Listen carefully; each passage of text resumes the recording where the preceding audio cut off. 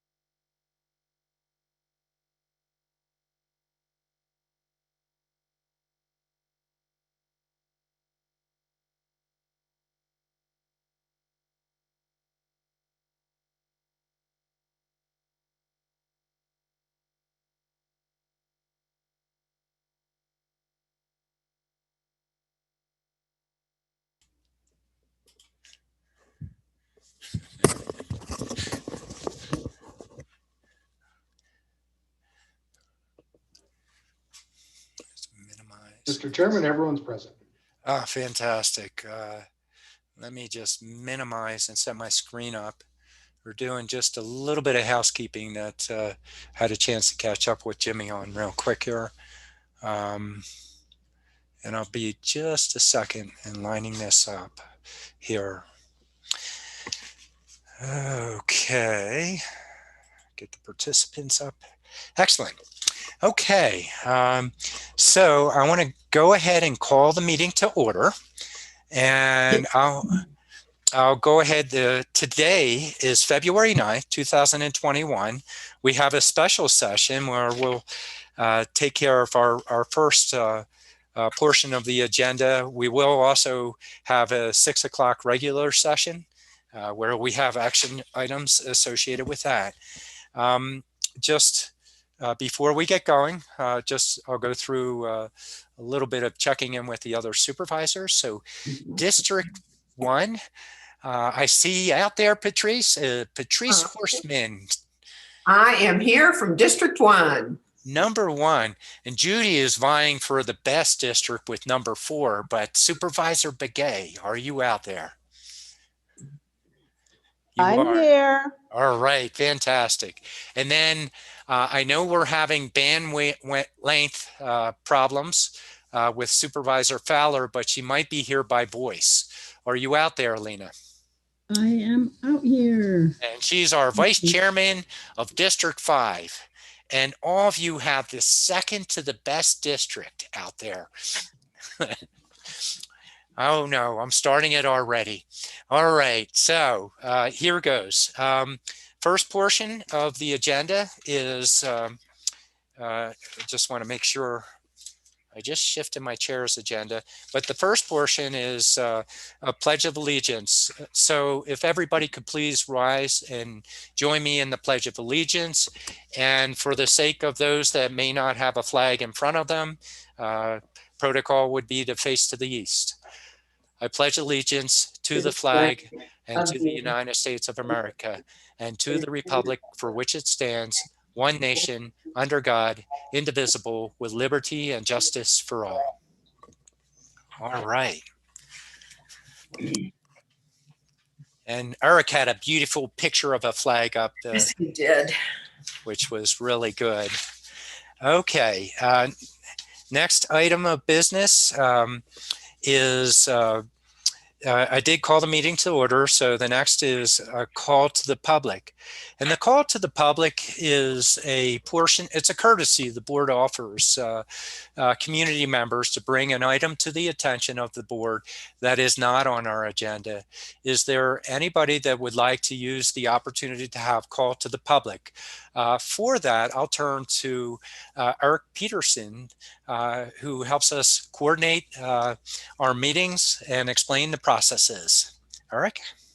Mr. Chairman and members, thank you. Members of the public, if you do wish to address the board on items not on the agenda today, please do so by raising your hand, which is on the bottom of your screen. It's a little blue function, and you can raise your hand, and we will activate your microphone when the board member, the chairman calls on you. You will not have to worry about your camera. It's just audio, but you will be able to address the board. And Mr. Chair, I do not have any hands raised at this time. And I'll check in with Lindsay, the clerk of the Board of Supervisors. Lindsay, do you have anybody out there? Chair Ryan, at this time, I do not. Okay, fantastic. Well, we'll go ahead and close this portion of call to the public, but if you're here for action items in our agenda, we will have the opportunity when those items come up if you are here to speak on a particular item. Next portion of the agenda is we're going to item number 1, and this is a consideration and possible action to approve a proclamation designating February 6th through 13th, 2021 as Court Reporting and Captioning Week. And I saw presiding judge Dan Slayton out there. Judge, and we also have Sharon Yates, administrator for the court. So as courtesy, I'll turn to you first, Judge. And if you want to pass it to Sharon or back and forth, just let me know how you want to approach this. Yeah, thank you. Thank you, Chair Ryan. I want to breathe just a few words of kind of the history of our court reporters and just some words on how important they are. So I did a little bit of research, a little more research than what I've done. The earliest ancestors of today's court reporters were in fact ancient scribes in Mesopotamia, whose technology consisted of wedge-shaped stylus and clay tablets on which they made cuneiform symbols to record inventory lists, labels, records of important events, so on and so forth. Now, in ancient China, for example, there are 2 systems of writing that were created for recording confessions. One for just getting the words down quickly, and another for making the finished product elegant. And I think Supervisor Horstman and Attorney Winkler would, kind of find some humor on elegant confessions. I'm not certain what that means. The first real court reporter was designated between 1737 and 1748. The British government named Thomas Gurney the official reporter of parliamentary debates in England and of the official acts of the Old Bailey, the court, and the first official court reporter in the entire world. Leave it to the British to attain that prominence. Court reporters are highly trained professionals who share a unique ability to convert the spoken word into information that can be read, searched, and archived. They're also known as guardians of the record because of their impartiality and role within the judicial process. They capture the words spoken by everyone during a court or deposition proceeding. Court reporters then prepare verbatim transcripts of proceedings. The official record or transcript helps safeguard justice and our legal process. When litigants want to exercise their right to appeal, they will use the transcript to provide an accurate record of everything that transpired in the court. Now, court reporting is taking a verbatim legal record using a shorthand stenotype machine. Excuse me. The longtime presence of a reporter in the courtroom is often overlooked as it is a job that involves minimal vocalization compared to other officers of the court. However, if a proceeding is appealed, the court reporter suddenly becomes a central figure. Their record is reviewed by a higher court to either enforce or reverse the judgment. The difference in a single word can change the entire outcome of a trial.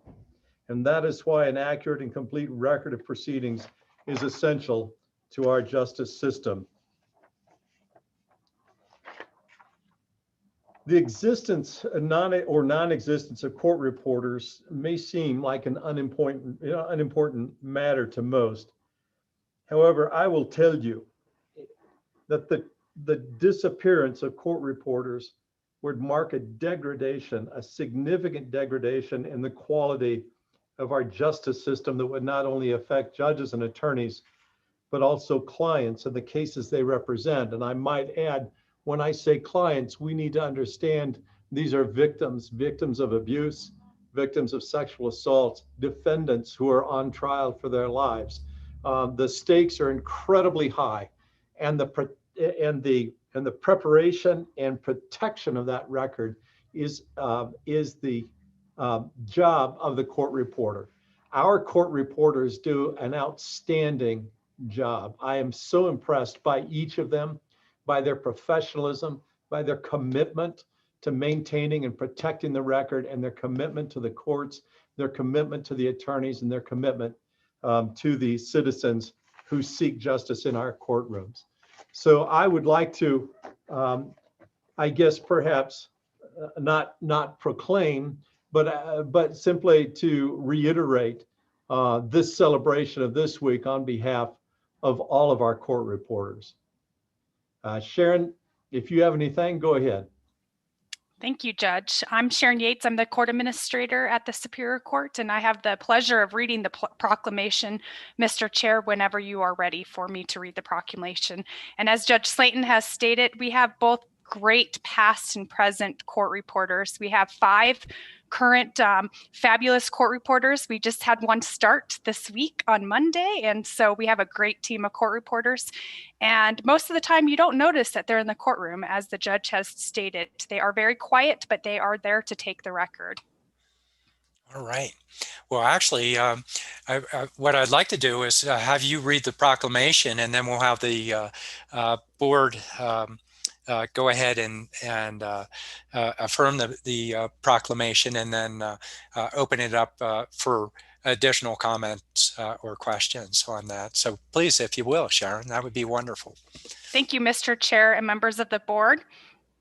Whereas the Coconino County Board of Supervisors joins local governments, the state of Arizona, and the National Court Reporters Association in recognizing February 6th through the 13th, 2021 as Court Reporting and Captioning Week. And whereas capturing the record of important proceedings dates back to the 4th century BC, and whereas court reporters and captioners translate the spoken word into text and preserve our history. And whereas court reporters and captioners use cutting-edge technology to bring the spoken word accurately to text in real time, and whereas court reporters and captioners are responsible for the closed captioning seen on television, at sporting stadiums, and other community and educational settings, bringing information to millions of deaf and hard of hearing Americans every day. And whereas Coconino County has 5 official court reporters who we rely on to record court proceedings, therefore, be it resolved that in the spirit of celebrating the work of our court reporters and captioners, we do hereby recognize February 6th through the 13th, 2021 as National Court Reporting and Captioning Week. All right, thank you, Sharon. And so I'll turn to the board first on, would anybody care to make a motion related to proclaiming this week? I see Supervisor Horseman out there already because of the elegance that the judge spoke about in the proceedings there. Supervisor Horseman. And may I make a brief comment on this as well? Oh, please, please. Yeah. Thanks. As a longtime attorney here in Coconino County, I certainly salute the work of the court reporters. Not only do they capture closed captioning for the deaf and hard of hearing, as you indicated, but they are certainly an integral part of our justice system. Preserving and protecting our record, even for those of us who spoke at double speed, you were able to preserve and capture the record. Accurate and complete. In other words, preserving the facts, which should shape and guide our country. So thank you very much. It's a proclamation well-deserved. At this point, if I may, I'd like to make a motion to accept the proclamation of designating February 6th to the 13th, 2021 as Court Reporting and Capturing Week. All right, I have a motion by Supervisor Horstman, a second by Vice Chair Fowler. All in favor of the motion, vote aye. Aye. Any opposed? None opposed. Motion carries unanimously. And then additional comments. Mr. Chair, Oh, please, Supervisor and Vice Chair Fowler. thank you so much for bringing this to us. I don't remember ever recognizing them in the past. This is a special skill to be there, to be able to be unnoticed and capturing every word. My goodness, that is such a special skill. So I just want to thank you both for your work, and once that's Judge and Sharon, great to see you. My Wi-Fi is very weak right now, so that's why I can't turn my camera on.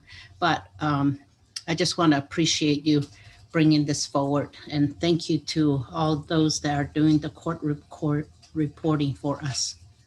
All right. Well, thank you, Vice Chair Fowler. And then Supervisor Begay, did you want to add? Yes. Please.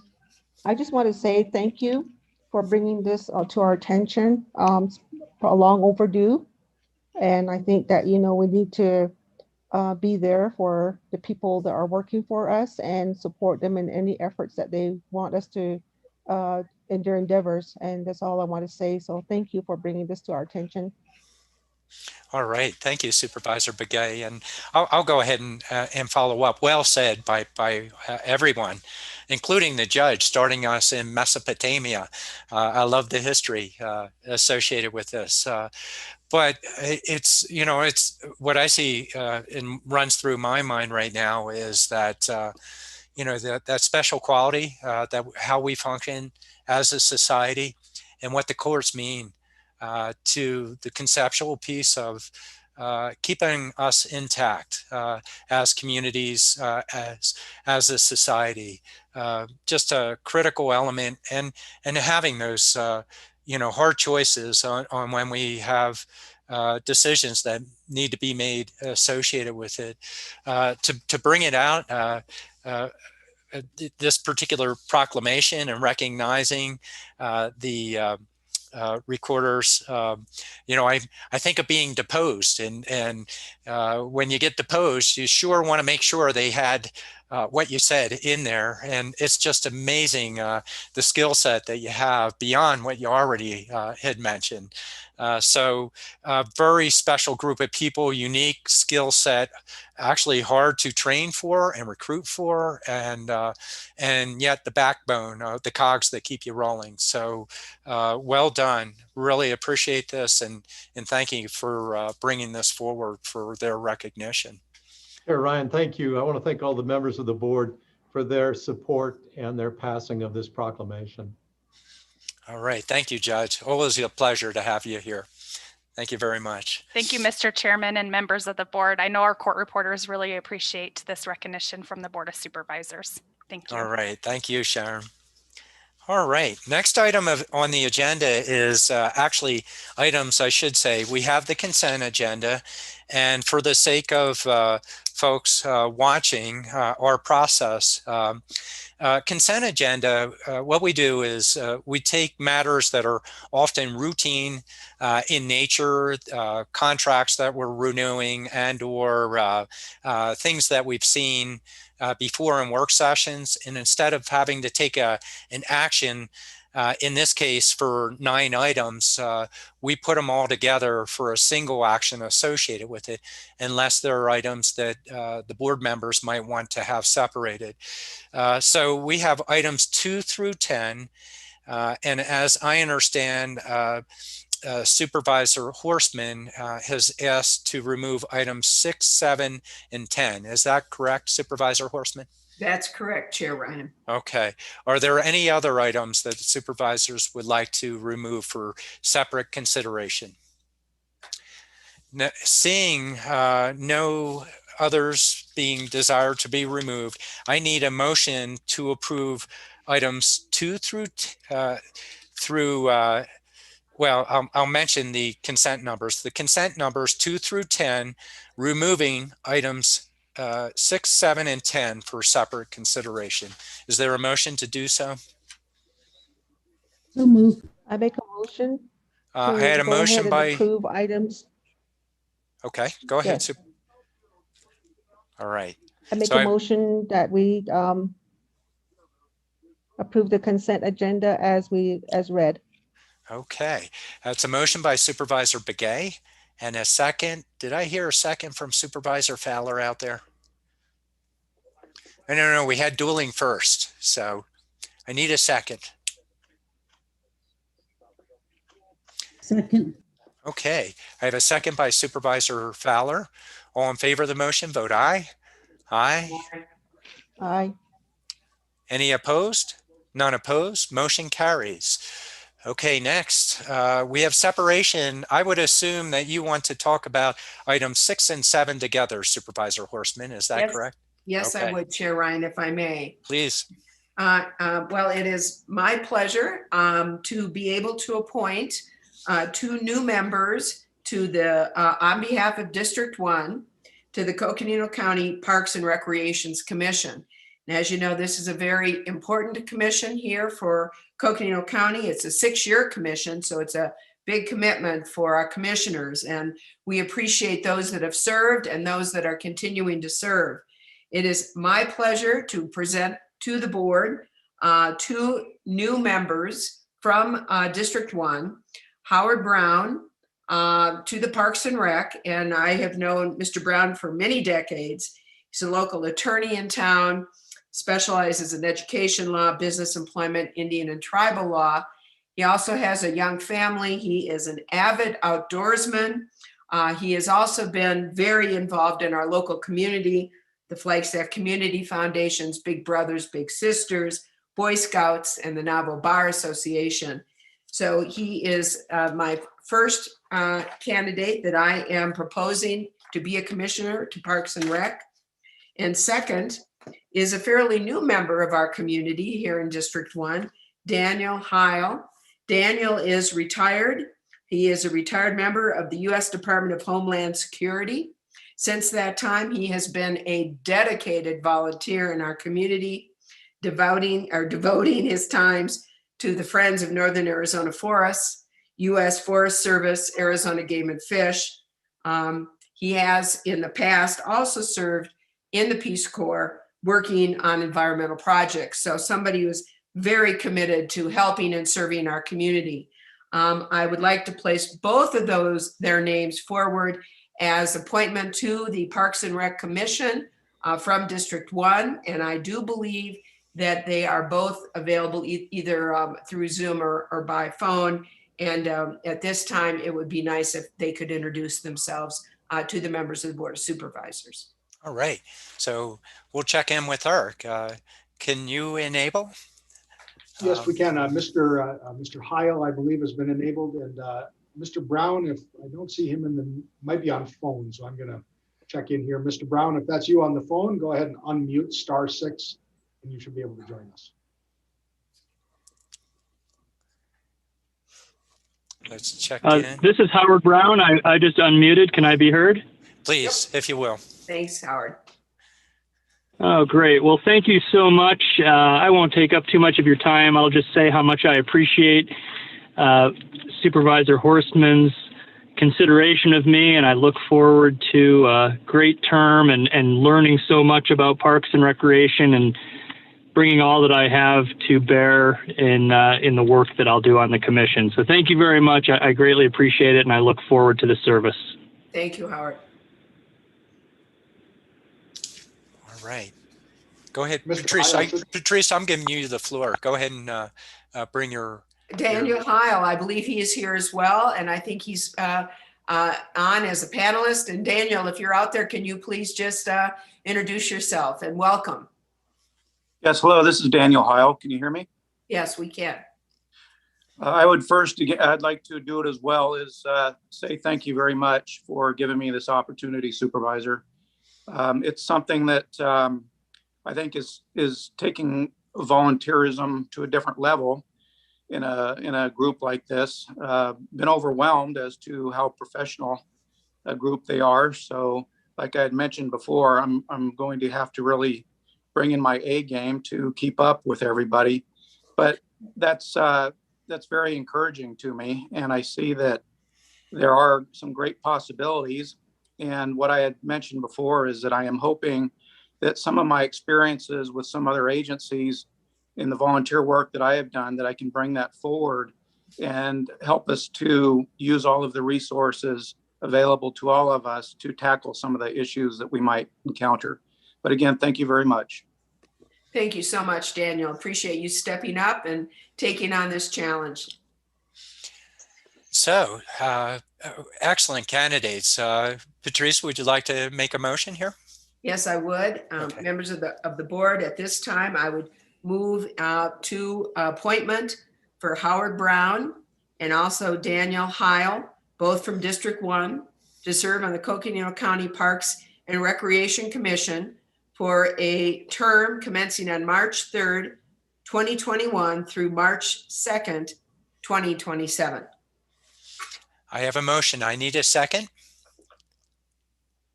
Second. That's a second by Vice Chair Fowler. All in favor of the motion, vote aye. Aye. Aye. Any opposed? Okay, we have, that was an aye for Supervisor Begay, so we have a unanimous support.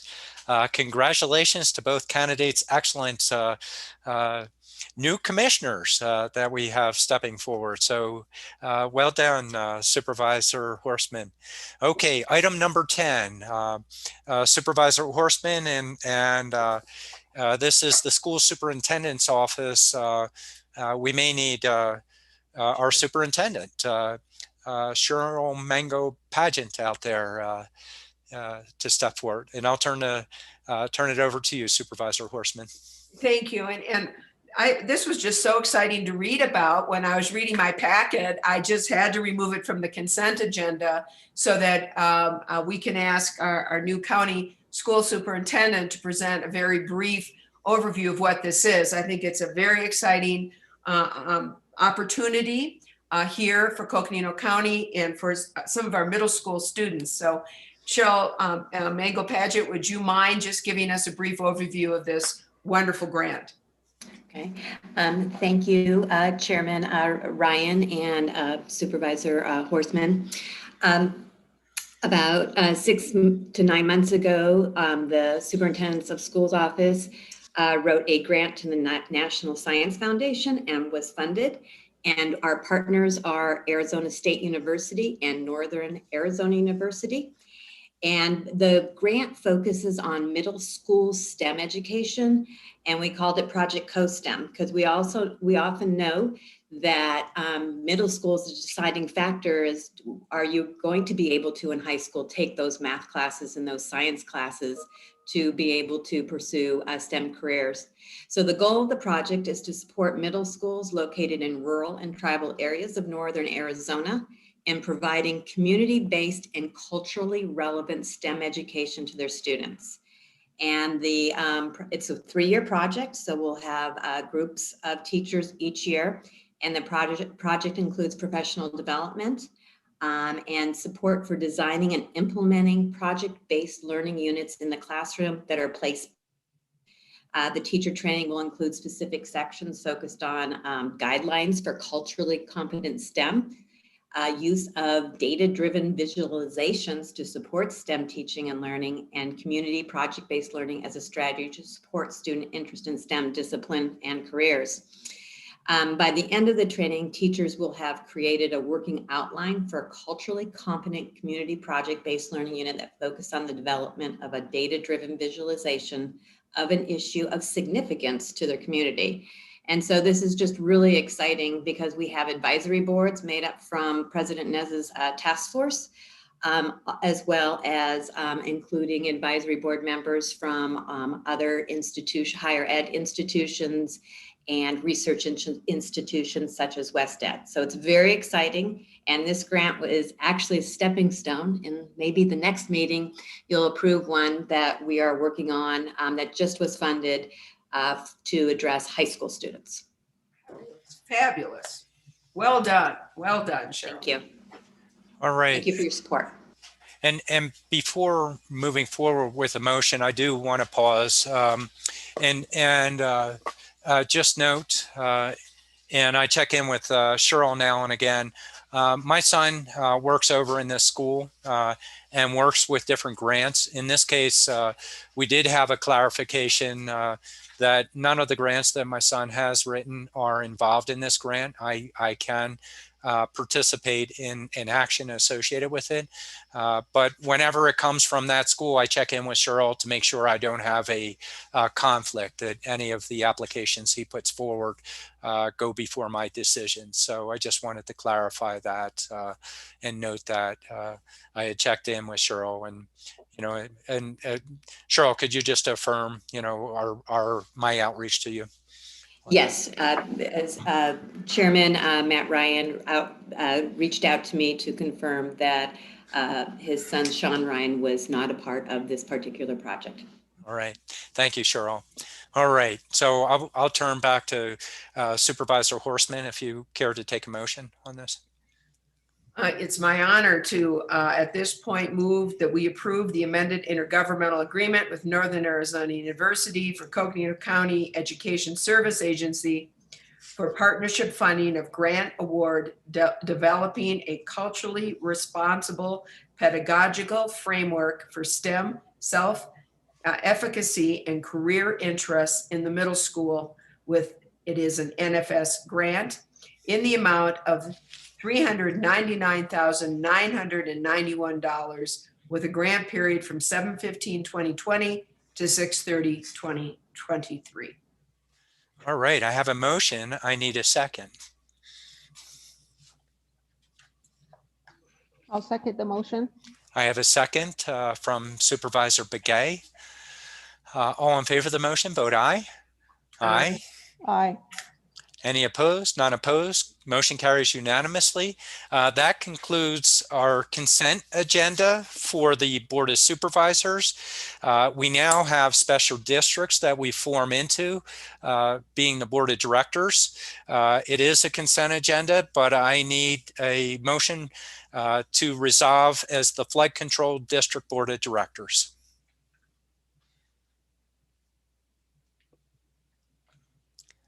I need a motion for that. I'll be glad to move that we resolve into the Flood Control District Board of Directors. Okay, I have a motion by I Supervisor second that. Horstman, a second by I second Supervisor Begay, and all in favor of the motion, vote aye.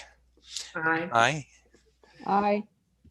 Okay, and just noting, we are directors of the Flood Control District. This is a consent agenda.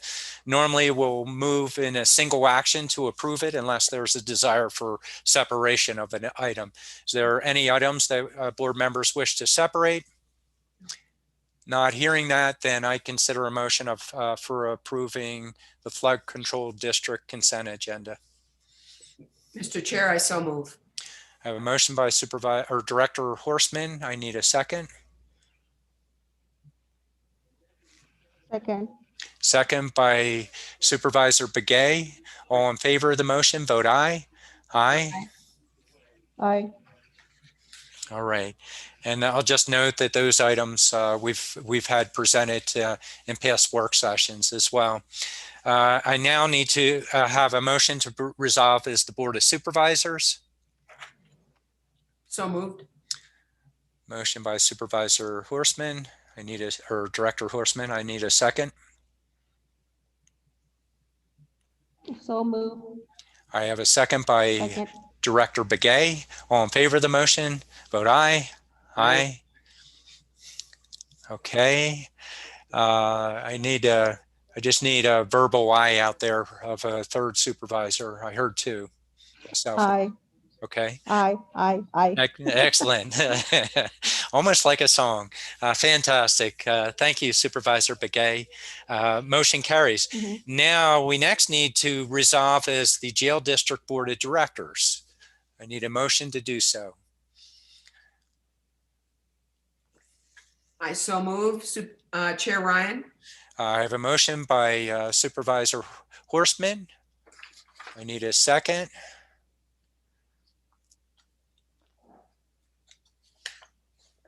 I second that. Thank you. I have a second by Supervisor Begay. All in favor of the motion, vote aye. Aye. Aye.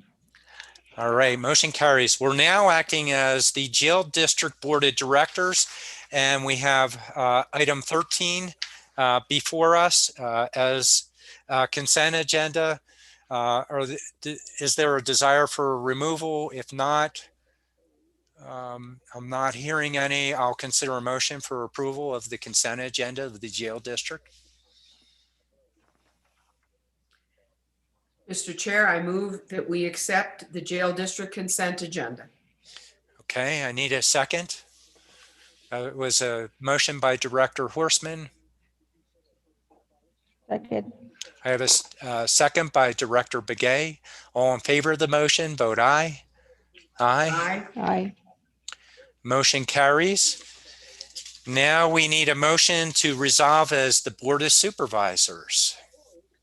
So move, Mr. Chair. Motion by Director Horstman. I need a second.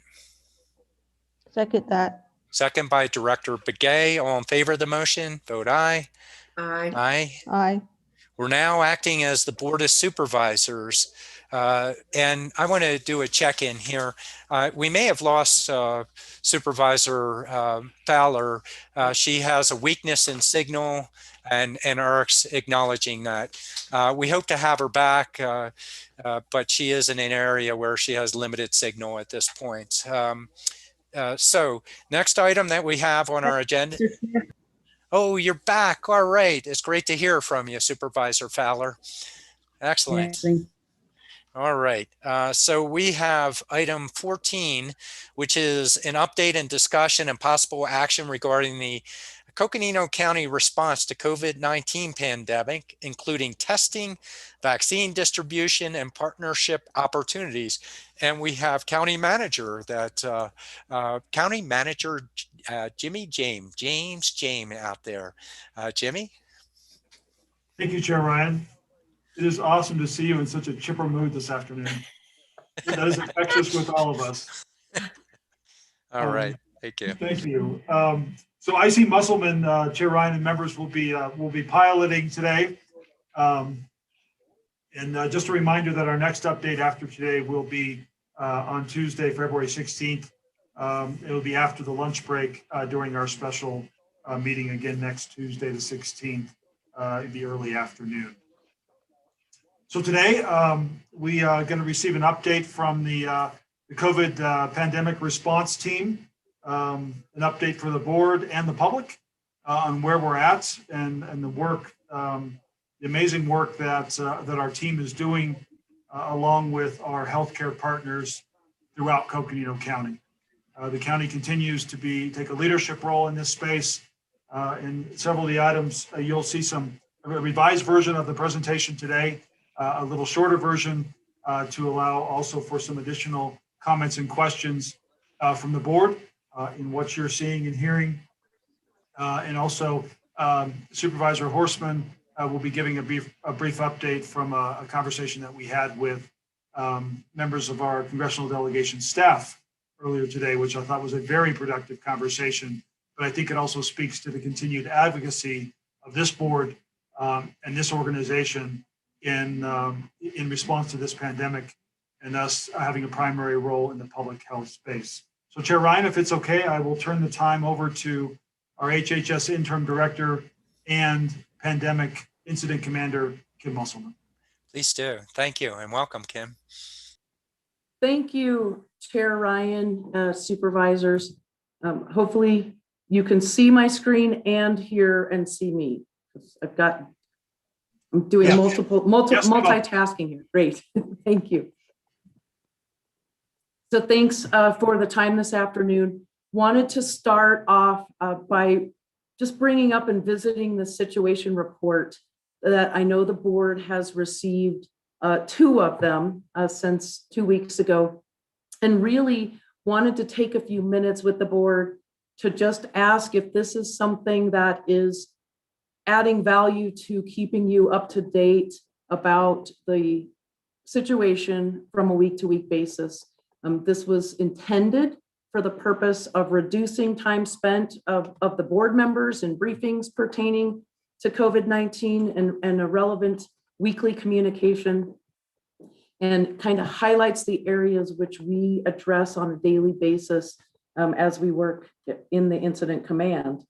And I wanted just an opportunity to speak with you, to ask if Chair Ryan, if you are okay with that, just any feedback that the board has about this. If this adds value, then we will absolutely continue doing this and providing this to the board. If it does not, we will discontinue it and continue to just provide the updates that we are doing in the many other fashions that the board is getting information.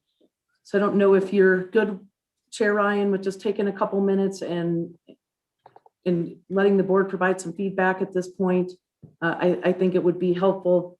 One of the things that is intended in here is to give a brief overview of that, just the operations, our COVID numbers from the previous week going into the week. And I'm happy to share some of the current weekly numbers as well as we talk about this a little bit.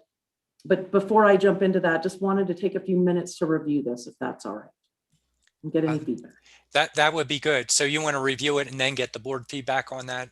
It's just clarify for me. I'm sorry, Chair Ryan. Thank you. I know the board received this and has received 2 in the past 2 weeks. And I just wanted to get any feedback if this is something that, again, the board, one, even has time to review in the weekly barrage of emails that I know that you receive. And if not, I'm absolutely fine hearing that as well. And just wanting to get some feedback if this is a useful tool and has been, and if it isn't, then we will just continue doing so. Yeah, I might hop in real quick and just say I love the incident report. Very, very useful. But don't let me grab a hold of this fully. Let's reach out. I see Supervisor Horstman nodding your head, but do you want to comment, Supervisor Horstman? And I'll make it really brief. I think this is absolutely fantastic. And Kim, I know how busy you are, and I want you to know how much I appreciate this and what your staff are doing to keep us up to speed. I'm taking this information, I'm getting it out to my district and to the county using social media, as well as was on a couple of calls up there in Grand Canyon, and getting updates from you is making that possible for me to get this communication out. So thank you. I so appreciate what you're doing and appreciate the work of you and your staff. Excellent. Other supervisors? Yes, Kim, thank you so much. I can't believe you have time to do this, but I really appreciate it. I know you all are so busy, and there's a lot of coordination that happens and a lot of meetings, and at the same time trying to just keep all the records and going and just a report to us. But this is very, very good. Thank you so much. Excellent. Thank you, Vice Chair. Supervisor Begay? Yes, I also like to say thank you to Kim and the crew there, and Mr. Jimmy Jane. Just want to thank everyone for doing an update for us, and we're certainly using that information to convey to our constituents within our district. So that means a lot to them, and so I just want to say thank you. Keep it up. I think that was a pretty good answer for you, Kim. There you go. Yes, thank you, Chair Ryan, and thank you to each of you supervisors, and thank you. This really is about the team effort. Each of the individual sections provide the updated information each week, and I will absolutely share with them that this is a valuable tool, and we will continue in the fashion that we have designed, and continue to give those highlights in that blue ink, if you will, so that you can see what is new and that we're keeping it brief, but with the most important and relevant information. So thank you so much for that feedback and for the compliments, and I will absolutely pass that on, and that's fantastic to hear. So appreciate that. Before I move on to the next slide, I just wanted to briefly touch on just a couple of things with respect to a verbal update for the sake of the board right now, and also certainly the public who are listening. And then of course, this information will actually be also included in the situation report that you're going to receive on Thursday. But I did just want to share with respect to the report for the week ending of this past week, that we have a confirmed positive cases of just over 15,390. And our percent positivity rate as of January 30th, which was the week ending for the weekly report, continues to be on a decline, which is great news that we are seeing with respect to our numbers coming down. It's still in the substantial category. It is still, we are absolutely not out of the woods or even in a point where we can celebrate yet, but we are happy to report that we were down at 11.8% positivity, which is great because it is continuing to be a downward trend from those previous weeks. Also, just wanted to briefly share that the surveillance team, and that is the group that is pulling extracts from what we call ACEs, which is the state reporting system for vaccinations. They're developing a dashboard for vaccines that we hope to be able to roll out here in the next week or so, which is going to be also added to our weekly reports that we issue every Friday, that has all of the information about positivity and positive cases. And so we're excited to be able to be rolling that out. And a big thanks to our EPI team, who is working on making sure that accurate data and information is going to be ready for not only a dashboard, but also to be a part of our weekly reports. And then I just wanted to add one other piece out there for the public to hear, as well as the board. Our monitoring team has, and when we say our monitoring team, that is part of what we include in our contact tracing with our investigations and our calls to those who have either been exposed or have tested positive with COVID-19. And we have seen a recent trend that cases are refusing monitoring services during the investigation process, as high as 56% of cases on some days. And this is concerning to us because this is valuable information that we need to make sure we are tracking folks who have been exposed and who may develop symptoms, so that there is accurate communication to those that may be at risk. And so we just wanted to update the board about that. Also let you know that we are working on some revised processes to hopefully help encourage those that we are pushing to the monitoring team, and that as patients can accept or decline those services directly with the monitoring team. But that's just an update we wanted to be able to provide to the board. So with that, I'm going to go to the next slide. And this is actually our opportunity for a congressional staff update from the congressional staff briefing today. So I'm going to turn it back to Jimmy, I believe, at this point. Okay, Chair Wren? Yep, go ahead, Jimmy. Well, thank you, IC Musselman. So I want to say thank you to our Public Affairs Director, Eric Peterson, and our partners, Bob Holmes and Anna Ma at Nexus, for arranging this conversation today with key staff from Senator Sinema's office, Senator Kelly, and Representative O'Halloran. We had great participation from all three offices. Obviously, we had members of our county team. Craig Sullivan from the County Supervisors Association also joined us. But there was a great opportunity.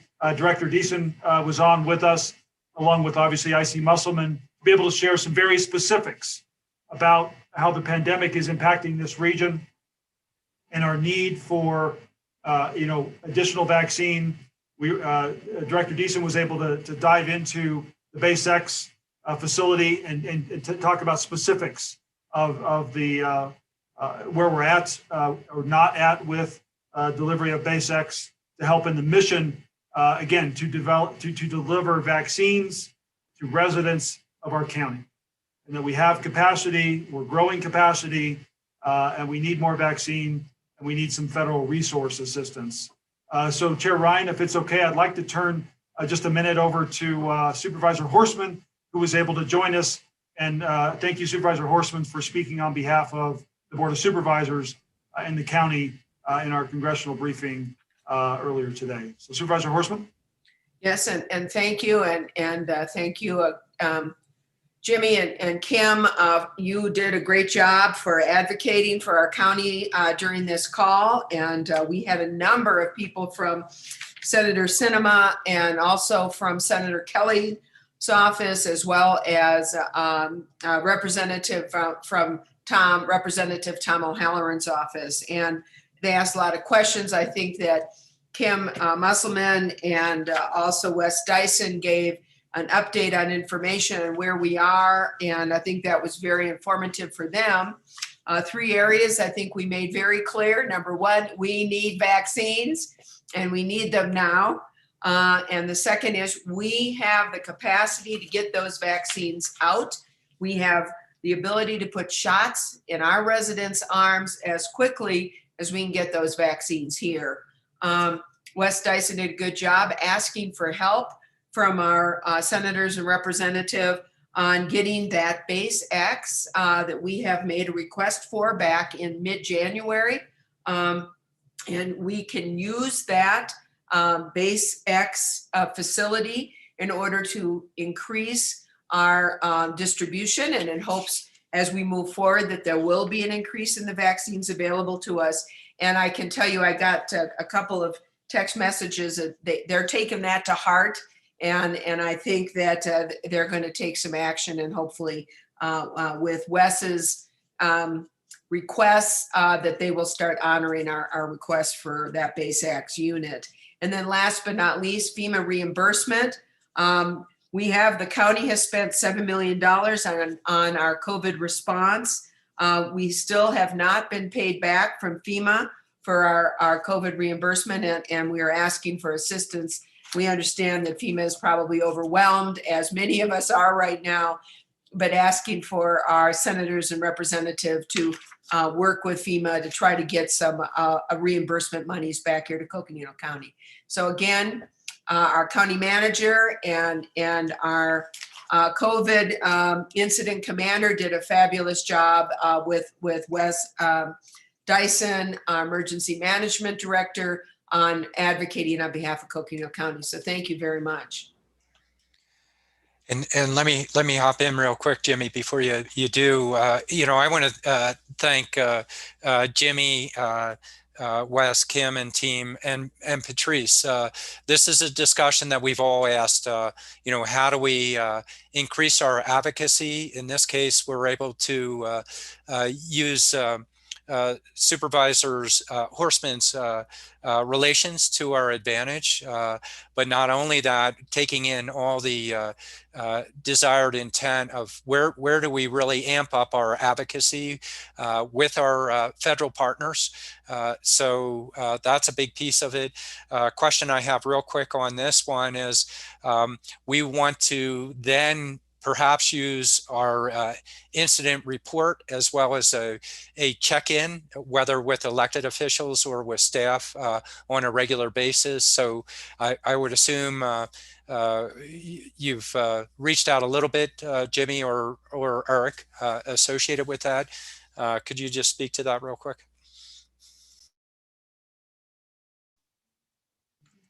Mr. Chairman, I'm sorry, I just walked back into the room as you were speaking. So using the incident report as a check-in on advocacy efforts, is that correct? Yeah, we're finishing up the chance to reach out to our congressional offices, and Patrice, the work she was doing together with Kim, Wes, Jimmy, and staff here. Certainly, yes. Mr. Chairman and members, we are actively scheduling, so we expect to have 7 to 8 meetings scheduled for the week of February 22nd for the members to join with. Bipartisan group across our delegation, different sets of meetings, individual by Zoom.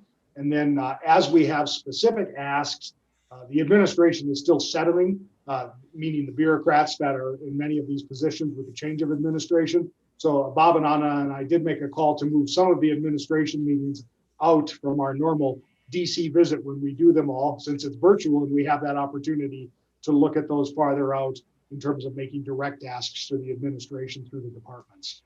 So we will continue to have sort of a rolling federal advocacy set of meetings, not all lumped together in a couple of days. Excellent.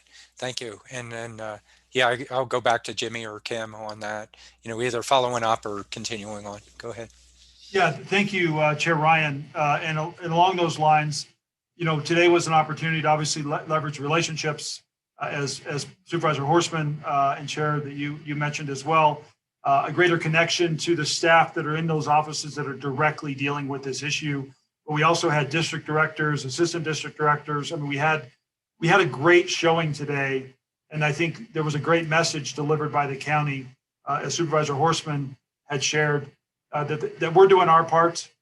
We need some assistance from those that can provide it.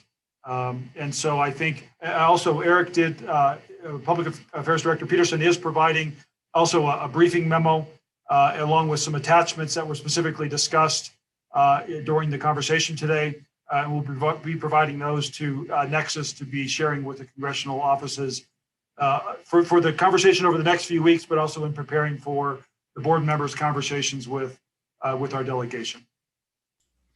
So Chair Ryan, if this, I'll turn the time back to IC Musselman, who is going to talk through a couple of our key strategic priority areas that we've been sharing, starting with where we're at with IT software and solutions. All right, you're on, Kim. All right.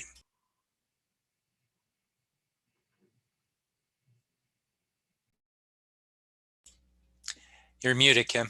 You're on mute. Okay. Well, you have to do that at least once a day, right? I did it all last meeting. It's your turn. There we go. Considering I've been on about 17 meetings today, it's actually pretty that's my first time. So thank you. I apologize. So just wanted to recap where we are with respect to software solutions update. As we had last week, I know both on Tuesday and Thursday, the board saw a demo of our existing Eventbrite system that we are using, as well as a demo of the Arizona Department of Health pod registration site. And as you were told then, we are continuing to work right now with ADHS as well, while we're also exploring other potential very narrowed down options about other software solutions. And I just want to point out that we are continuing to look at the things that we and narrowing down the things that we need to be a part of any registration system, including some of those key data elements. I know many of you have been seeing recently in the media, and certainly we are hearing it on our end at HHS, and the state is as well, of being able to capture race and ethnicity and other demographics so that we can more accurately report on who is being vaccinated and the equity of vaccinations, and hitting some of the target populations that may be a little more resistant to receiving vaccines. And so that's very important to us as we're looking at what that pivot point is. So I just wanted to highlight here that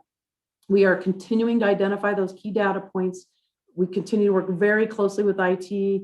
Matt and Helen and their team, Richard, have been fantastic in terms of reaching out to us, hearing what we need, because it's not only that front-facing piece, but it's also our ability to make this effective and efficient with respect to our medical record system and billing related systems that we are operating.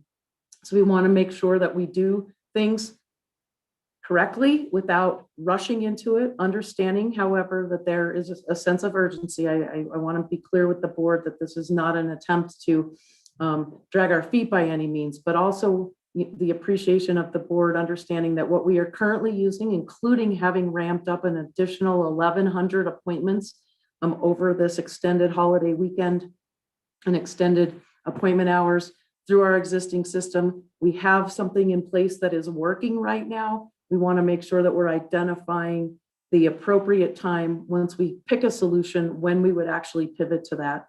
So we hope to be back next week.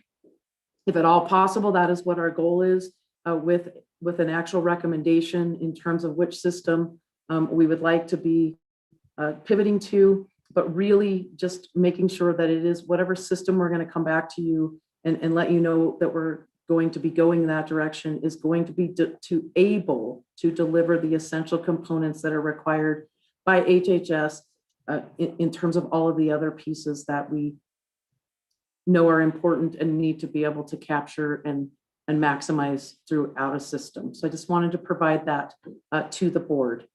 So that is my update on that. I'm going to turn now to Wes and let him go ahead and start discussing kind of a quick little update regarding our logistics and our expanded footprint, our plan B as we have been talking about it, and talk through some of that, and then also our federal resources from a staffing side that we have in place. So I'm going to switch slides here and turn it over to Wes.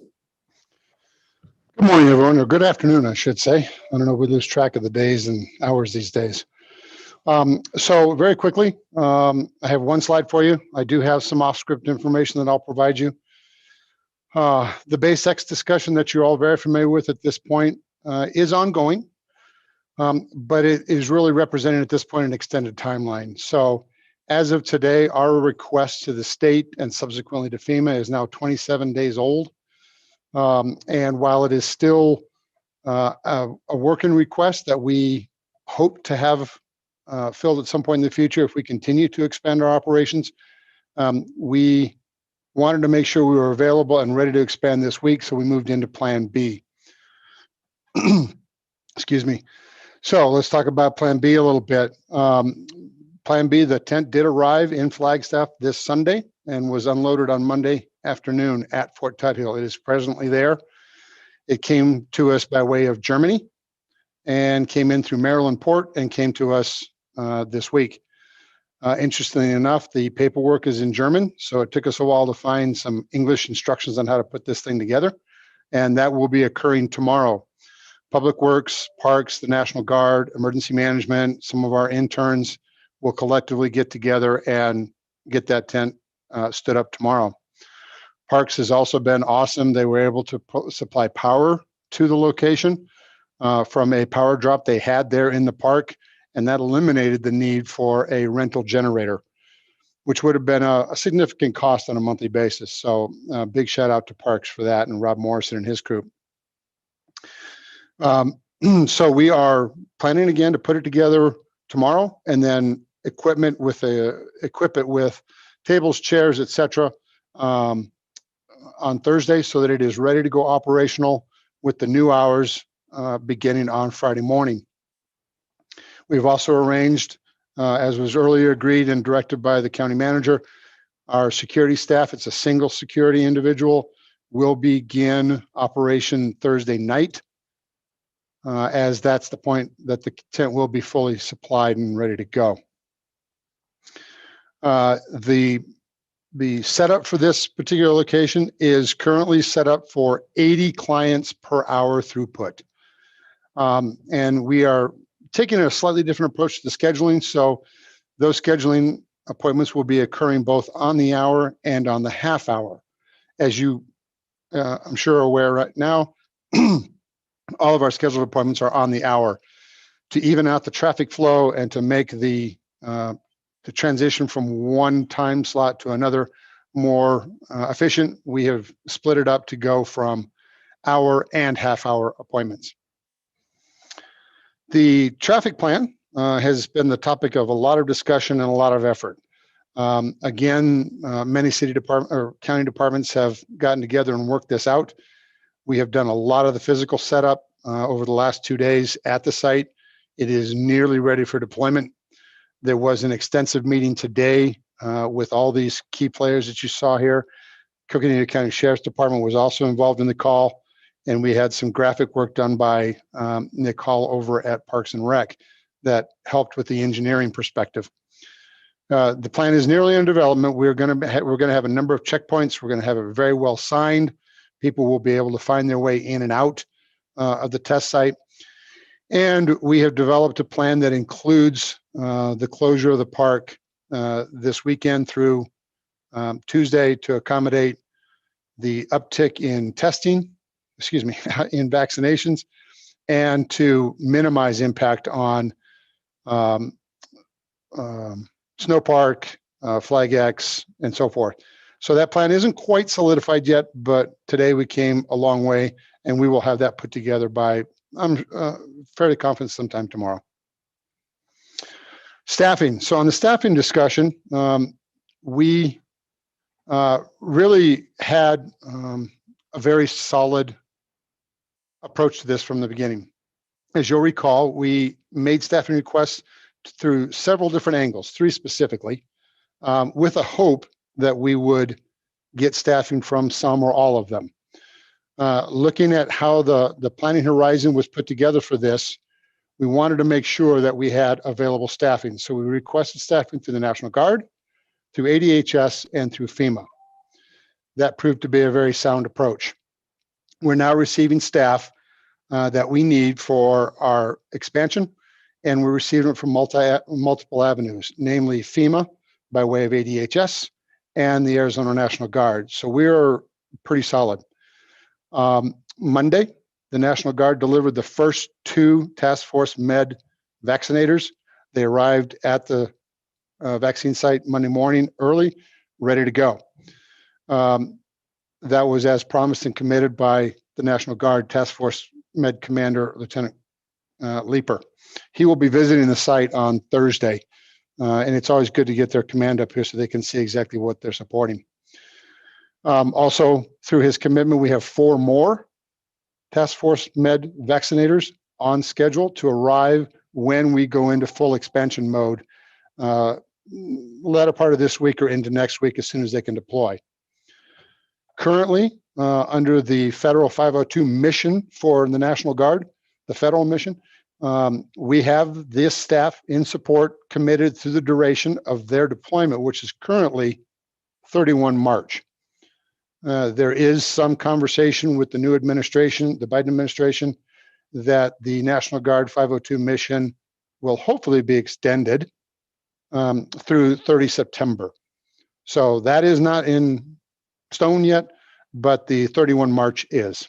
So we're in pretty good shape with that support of 6 National Guard vaccinators. I will say that competition is very stiff. Those vaccinators are being used all across the state. They are standing up a type 1 pod in Tucson today. They began that effort today, and there will be additional Task Force Meds vaccinators going down there. So we're lucky to have the 6 we got. Back to the multi-pronged approach. The other avenue we have currently for staffing is FEMA, and they have been very responsive. That staffing has come by way of ADHS, and quite frankly, they've all arrived over the last 10 days or so. They were all very anxious and very ready to go. They hit the ground running.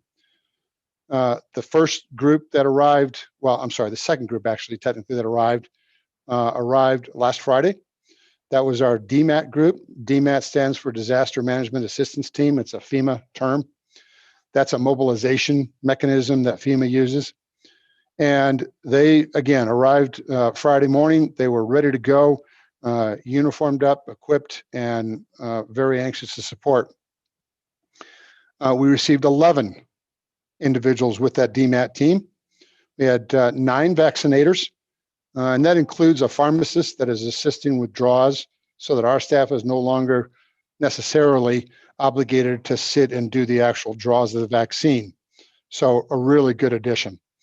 They come with a single dedicated safety individual who works very closely with us here in the logistics group to make sure that all the safety needs at the site are monitored and met.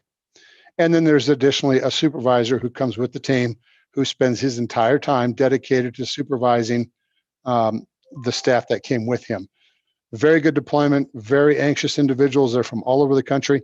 And so far they have proven to be very, very effective. Lastly, also through FEMA by way of ADHS, we did receive a very significant admin support. And I'm bringing you up to date. These have been brought to you before, but we wanted to make sure you had the update numbers as of today. Currently, we have 18 admin support. And there's actually another team standing by in Phoenix if we have a need. And if I'm not mistaken, that group is 6 in strength. But currently we have 18 here in Flagstaff. 3 of them are assisting our call center staff to augment that capability. 2 are working with our insurance billing group. 3 are working on the senior support to get our most valuable seniors enrolled and get them out for their vaccines. We have 9 supporting the Fort Tut Hill operation. And I will tell you that as of today, that has certainly been a plus. Once we move into the expanded footprint here later this week, it will be much more accommodating for the number of staff that we have at the site right now. The site is definitely not capable physically of supporting everybody we have out there, but by Friday we'll be in good shape. And then that group also has a supervising group that is overseeing all of this administrative staff. Their time is split between a number of sites, but they're at Tut Hill about twice a week. We see them sometimes 3 times a week. So again, the supervisory piece is well in place. All of these individuals that have been deployed from FEMA augment our staff in many different ways. The vaccinators are providing our clinic nurses that have been supporting the vaccine site a very much needed relief. So we're grateful to have them. And at this point in time, I think we are very solid. Our strategy for multiple approach has worked. And I think we're going to be looking very well by the end of the week with the expanded footprint. So that is all I have on the slide. And unless there's questions, I will pause. All right, questions of the board. All right, okay, going back to Kim, is that it? Yes, thank you. And Okay. thank you, Wes, for all that information. The only Yes. piece I would add to that is that, and just on your screen there, one, with all of this influx of staff, as well as, and this is an opportunity for me to just let the board know this, we have sadly received Sarah Schildecker's resignation from HHS. She has an incredible opportunity to work for federal HHS and will be relocating to Texas here in the coming months, but she is going to be with us, and her last day is on March 5. So we have, getting that notice last week, we've been working diligently, not only in terms of getting all this other staff into play, but also making a transition plan with respect to Debbie, her role that Debbie Branson has been playing out at the site, and transitioning folks and preparing to not only step up, but also to take on some additional roles. So I just wanted to share that with the board, and certainly, just by way of that quick little chart that's showing in front of you, just all of the moving parts and pieces in terms of keeping track of all the different components of this operation and the complexity of it, and really appreciating the staff resources that we have internally, and then also from volunteer medical staff, and then of course from our federal resources, federal and state resources. So with that, I will move on to the next slide here. Before you hop in there, Kim, yeah, and I did that quickly. I'm doing a little time management, but just to say, really appreciate the mobilization, what's going on, the reports, the updates, but even more important, and what a bummer. Sarah, just dynamic, just coming up, really being front edge of what's going on. So appreciate the update on transition, but Sarah, if you're out there, you've been a rock star. Really appreciate everything that you've been doing to help us and our communities here.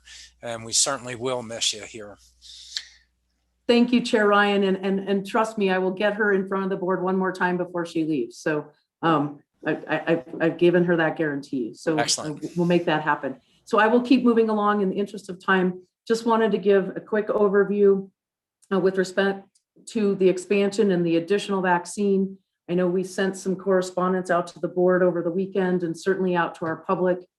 We had received our 5,100 doses that were our regular allocation for this week. And then on Thursday late in the evening, got a call that we got an additional 1,900 doses due to our performance in Coconino County. And I just mentioned that because that speaks highly of not just our operation, but all of our partner entities, who we couldn't be doing this without their assistance in getting the vaccines distributed in a timely fashion. So with that addition, that allowed us to fill all of our partner requests for both first and second doses in full for those that were onboarded and requesting vaccine and that could administer it within the executive order timeframe. So what we did with those doses, one, we had opened an additional 200 appointments even prior to getting the additional 1,900 to the general public. You'll remember early in the week, last week, and we had reserved 100 appointments for the senior assistance list. With these additional 1,100 appointments, we opened them on February 7th.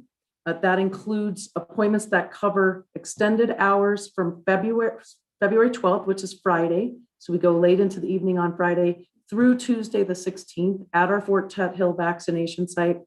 We also reserved an additional 200 appointments from that additional doses also for the senior assistance list. And in just a minute here, I'm going to be providing some really great news around where we think we are with respect to getting our senior 65 and plus population vaccinated and into appointments.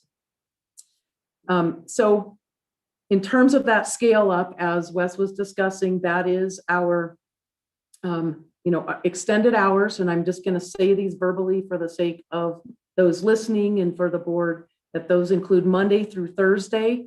This week we're doing February 8th and through February 11th from 8 to 4. That's appointments starting at 8, appointments going through the 4 o'clock hour. That means we close at 5 p.m.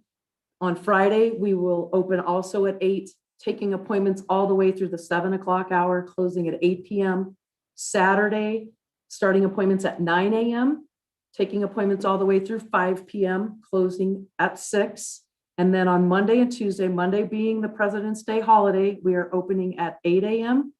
and closing at 6, taking our last appointments at 6 p.m. So closing at 7, both Monday and Tuesday. Just wanted to make sure that that information was verbalized.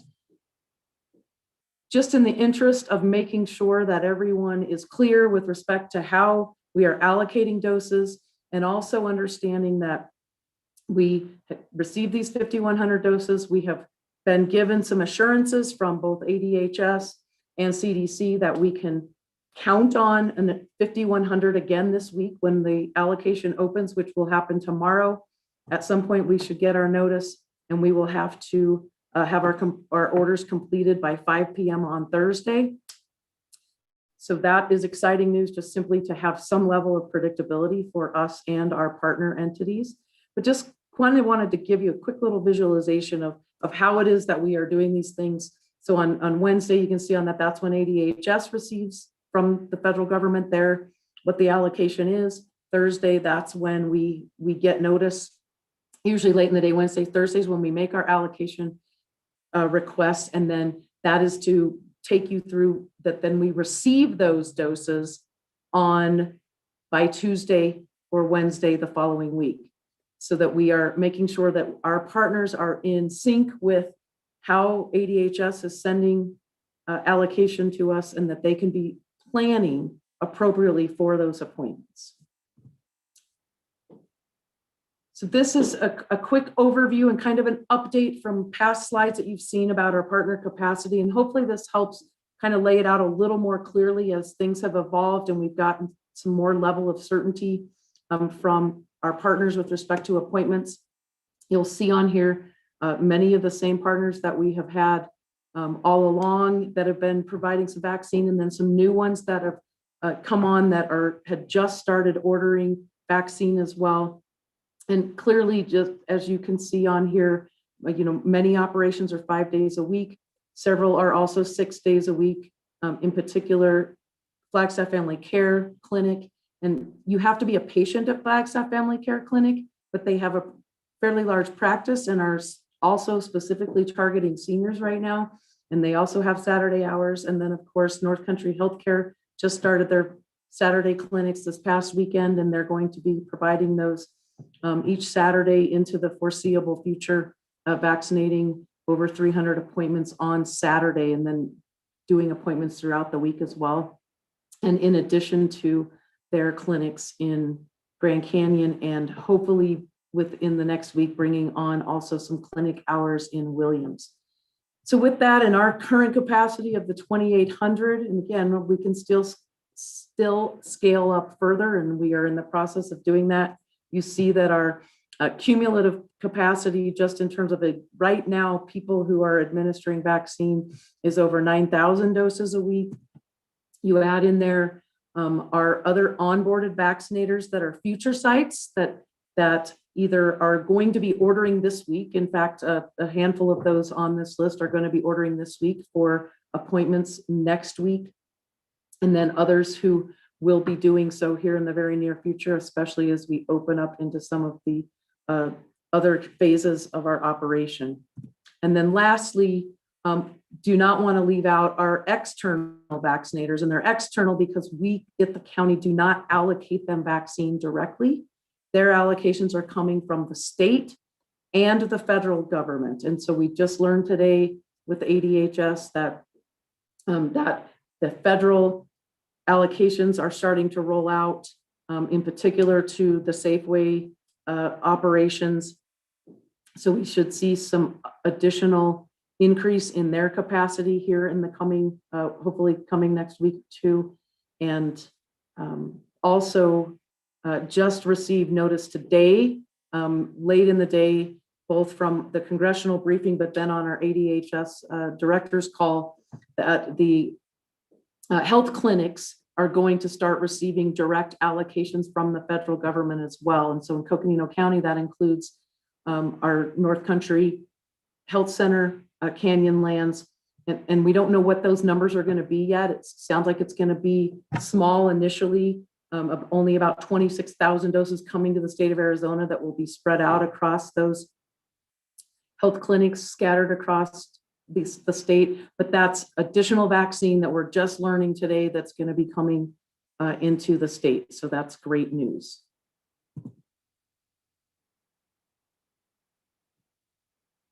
All right, so wanted to just take a minute here and show you, this is something that we've been working on, and then in partnership with our IT department, who's been phenomenal about this.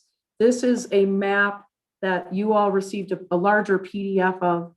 And for the sake of time and the fact that I may bumble trying to pull this up on my screen, in addition to sharing this PowerPoint, I will stay away from zooming into this. But what is on this map and that is going to be getting connected to our webpage as a little bit more work is done on this, but we have identified in the different areas who our vaccine partners are. And you can go to the different areas, and as we bring on more, this will be updated. And what the IT team and our JIC team are working on is also getting it to be an interactive map that you can zoom in and actually click on the site location. So for example, you would be able to click on Canyonlands and it would take you right to their registration page. So this is another piece just in terms of really showing our community where all those sites are and helping them get access to those locations. So this is exciting stuff. It's fun to stand up here and talk about good news because it seems like it hasn't been good for a while, but now today there's a lot of good news to report in addition to just starting to see some other vaccines coming in here. So just briefly wanted to give an update about our long-term care facilities and scheduled vaccinations. Over 25 sites have received their first doses. So that's been 323 residents that were vaccinated. In February, the remaining 30 locations will receive their first doses. And this is through the CVS and Walgreens federal pharmacy program. And there's 3 visits planned per site, 1 month apart.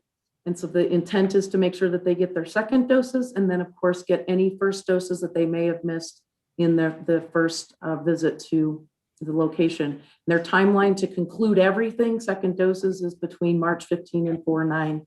And at the rate they're going, hopefully that is certainly on the March 15 side of things. So we're really hopeful about that. Just point out that the top list of sites vaccinated through January 31st included the Peaks, Hojoni, and Haven of Flagstaff. And again, the others are in process throughout the entire county and including facilities there's 5 facilities located on the Navajo Nation, 3 in Tuba City and 1 in Pinon and Kayenta. And the IHS has that responsibility and has been taking care of making sure that they have been vaccinated in those facilities. So lastly on this slide is a great update regarding our seniors and those who have been on our senior assistance list. There's a total of 1,329 that were on the assistance list. 1,287 have been scheduled for their first dose. 262 have received assistance scheduling an appointment for their second dose. Our team is working on reaching every one of those seniors to make sure that their second dose is scheduled after their first dose is completed. Excuse me, we've left 33 messages that we haven't had a return call from, and there are, as of about 3:45 when Michelle sent me this update, we had 9 left to contact. We had held those 300 appointments that I had shown you earlier on another screen for specifically for senior appointments. And what I'm here to ask of you right now tonight is to let you know that we have 140 appointments that were remaining as of 4 o'clock that were specifically set aside for seniors from 2 p.m. Saturday through Tuesday evening. I would ask each of you to reach out to your constituents and let them know that if they are a senior or have a family member who is a senior, to contact our call center and request assistance in getting scheduled for a vaccine appointment. Call the call center at our 928-679-7300 number, and we will get them scheduled. Ask them to do so quickly, because then tomorrow by noon, if we haven't filled those appointments, then we're going to be opening those additional appointments up to the general public that is eligible in the 1A and 1B priority areas. So we're super excited about that. That means we've made really significant progress. Have also heard from our partner entities that they still have some available appointments. So that's great news. That means we are working through and reaching a great nexus here of getting through those populations that are eligible right now. So my last slide before we get to the key takeaways here is just giving a brief update on this. You guys have been seeing this graph each week. As of February 5, we get downloads from the state with respect to our vaccine doses administered. That was at 14, just under 15,000. Today, I know we just got another updated one, and I want to say that number's right around 18,000. Don't quote me on that because I don't have it up in front of me, but I know it was significantly higher. So what that means is we have made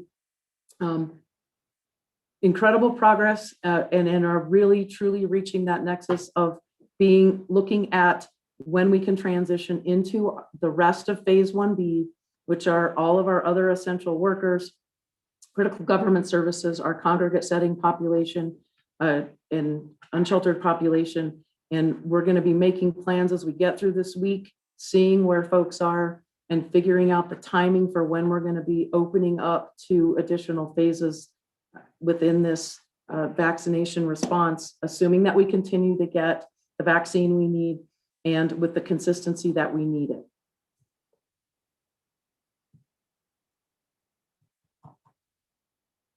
And that brings me to our key takeaways. And I know I was going to walk through some of these, certainly invite Jimmy back to join. But before I do, Chair Ryan, if you want to pause for a minute for questions, and then I'm happy to recap, or whatever order you would prefer to take this in. Why don't you go ahead and recap and we'll do questions, Kim? That would be great.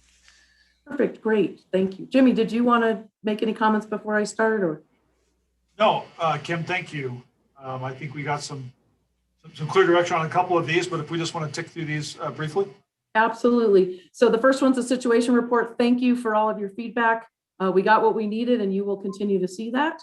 The advocacy action, I believe that in everything the Supervisor Horstman described and where things are sitting at this point in time, I think what we have made the ask, and now we will be bringing back updates as we hear back from our congressional delegation, and certainly regarding our asks around BASX and some of the other pieces as that develops. As I indicated before on the IT and software solutions, please ask again for your continued patience. If there are some specific concerns, would be happy to hear them, but knowing that we are continuing with our Eventbrite at this point in time and working still alongside IT with if the ADHS state system is going to be able to suit the needs that we have, and if not, what those other options are, and be bringing a recommendation back to the board. If not next week, certainly by the following week, but really looking at the time of any change that is going to make sense, given the fact that we are in the middle of providing the service all at the same time while we have to either learn another software system or make a clean transition so that we don't confuse our public even more. You've heard from Wes and myself regarding our partner capacity, our vaccine allocation, and certainly our staffing situation right now in federal and state resources.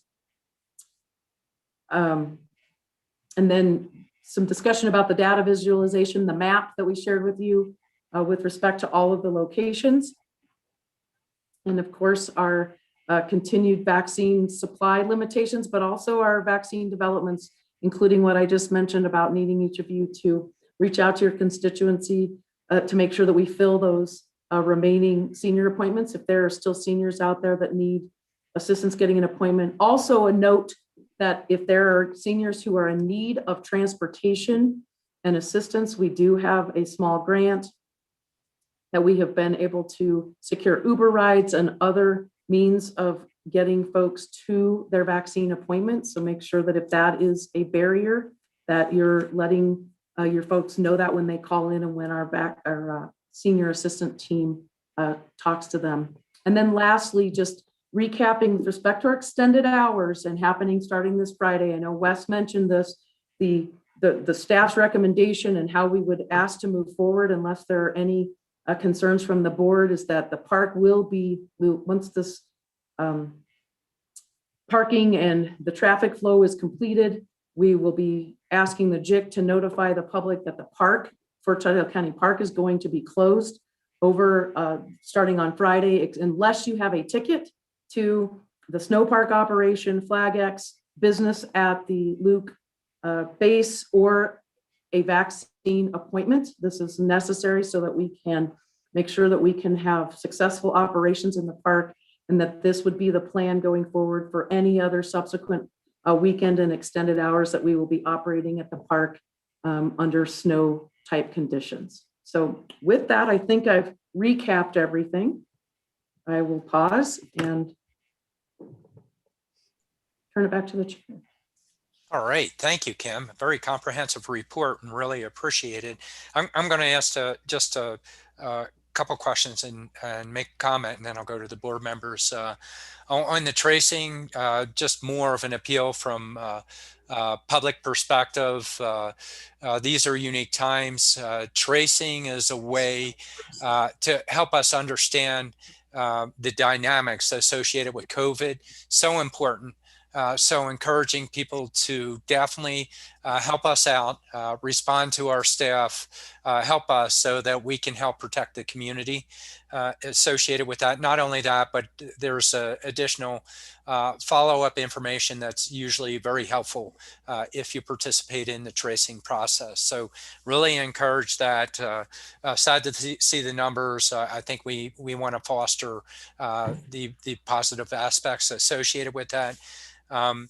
The IT piece, understand when's the right pivot point, but very important aspect related to that. In terms of just the park, one real quick question on the park, and if Wes covered this, I apologize. I'm kind of multitasking, so I may have missed it. The signage, are we working to amp up signage so that we get people before they get tied into, getting into the roundabouts, that particular exit, et cetera? Yes, we are. So we're working both with Public Works to put signage at the entrances that are affected by our traffic plan, We're also meeting with ADOT to get them to assist us, hopefully, with their dynamic message boards, the big boards over the freeway, to provide information.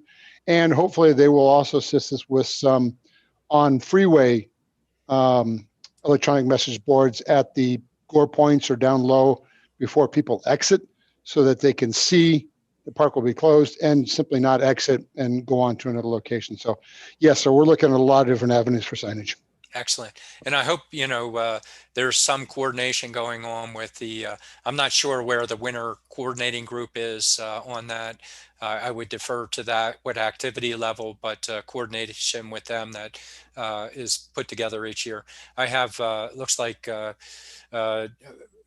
Deputy Director Lucinda Andriani is on also. Lucinda?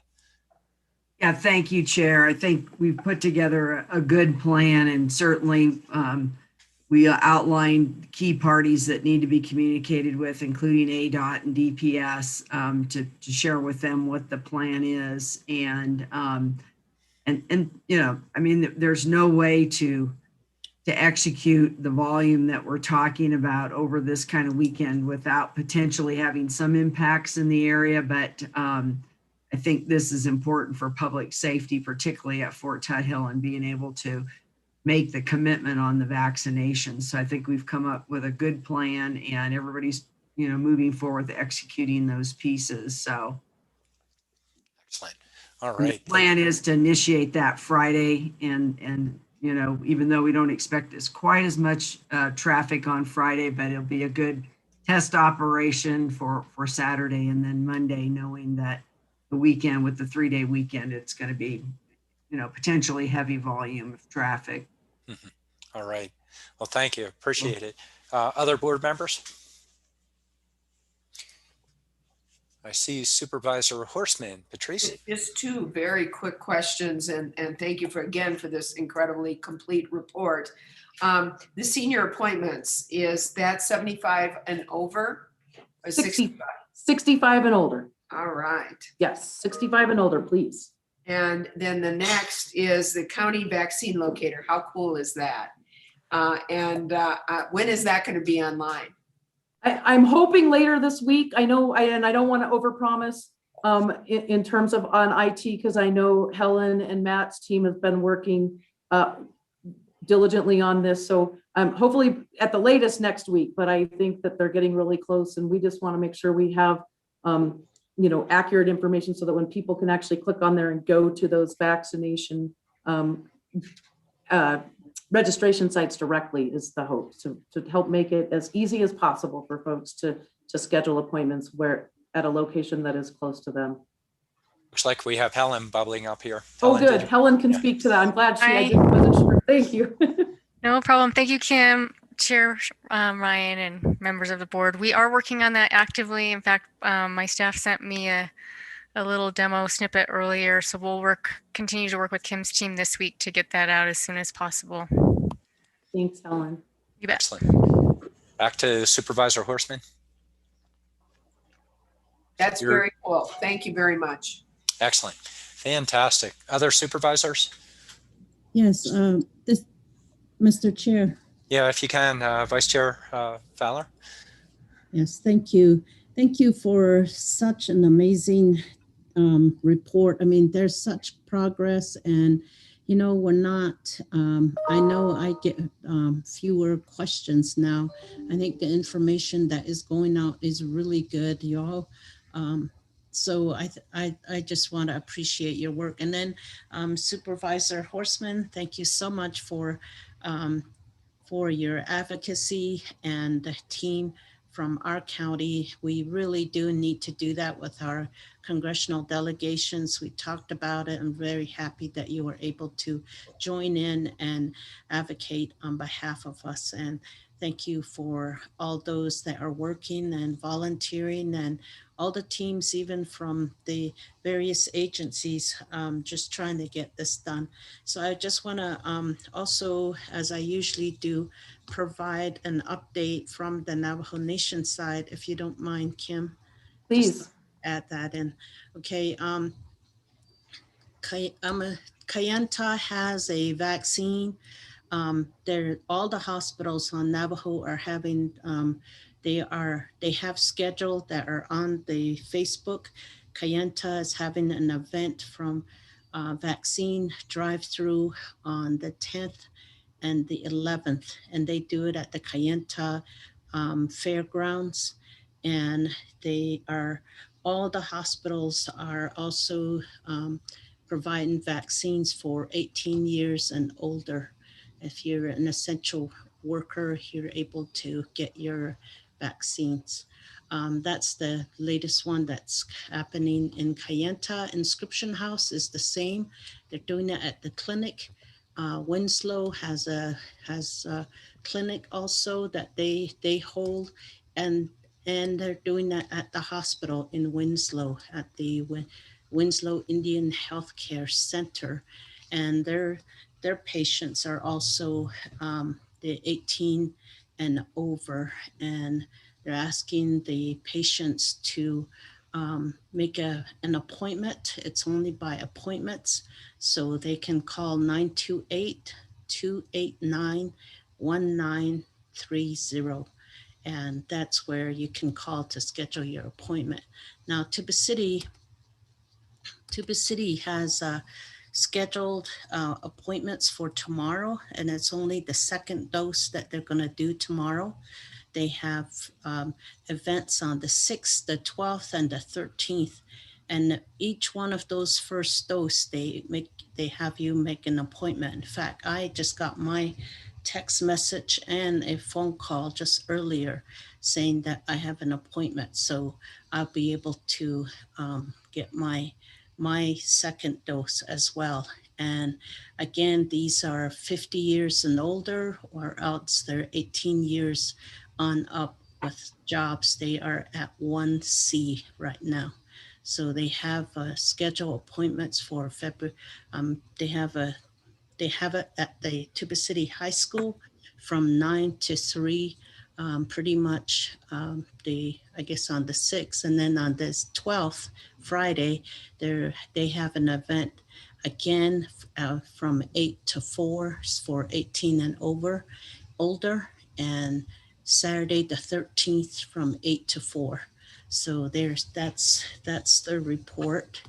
And they also have, Tuba City has given 5,200 that community members, employees that have gotten their vaccines.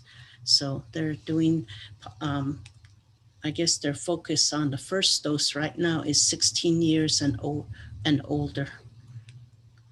So, and anyone with health issues, and especially with the elderly, they're asking, they're trying to follow up with all of them, but if they haven't gotten to them, they want to make sure that they contact the hospital, their doctors.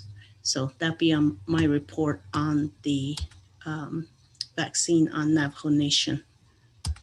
And just to add for clarification, there are different procedures and allocations, Navajo Nation and tribal communities from other populations within the county that are zip code based. You have to be, thank you, Chair Ryan.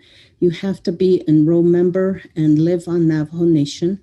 But if you live in city of Flagstaff, you can get your shot on Navajo, and in the city of Page, if you're in Navajo, you can get your shots on Navajo Nation.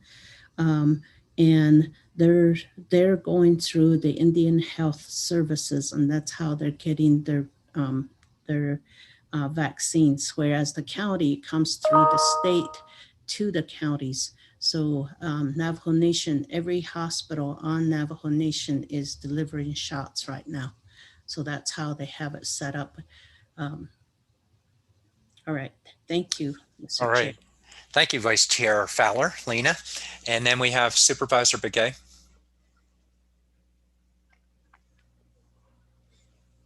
Good afternoon, good evening. Just wanted to ask, I know that there's I see there may be a lot of misappointments. How do you recapture these people that are pretty much, not getting their appointments, making their appointments. I'm sorry. That'd be one question. The other one is that, with this big report that's been given to us, I really feel grateful that we're getting this report. Like Lena had said, we're not getting as many questions like we used to, but before, and with the updates and everything, that's really has helped us in conveying, the status of the vaccination. So I got my second dose just today, and I seem to be okay, but I feel maybe some body aches coming on, but I don't know how it's going to be like by tomorrow. But anyway, I just want to say thank you, Kim, Jimmy, your staff. You guys are all very experienced and knowledgeable in this area. So we trust that, your leadership to be very effective, and that, you will continue to lead us in the right direction and beat this virus. So thank you again, Chair Ryan. Excellent. And there are all the board members. Kim, is that your conclusion there?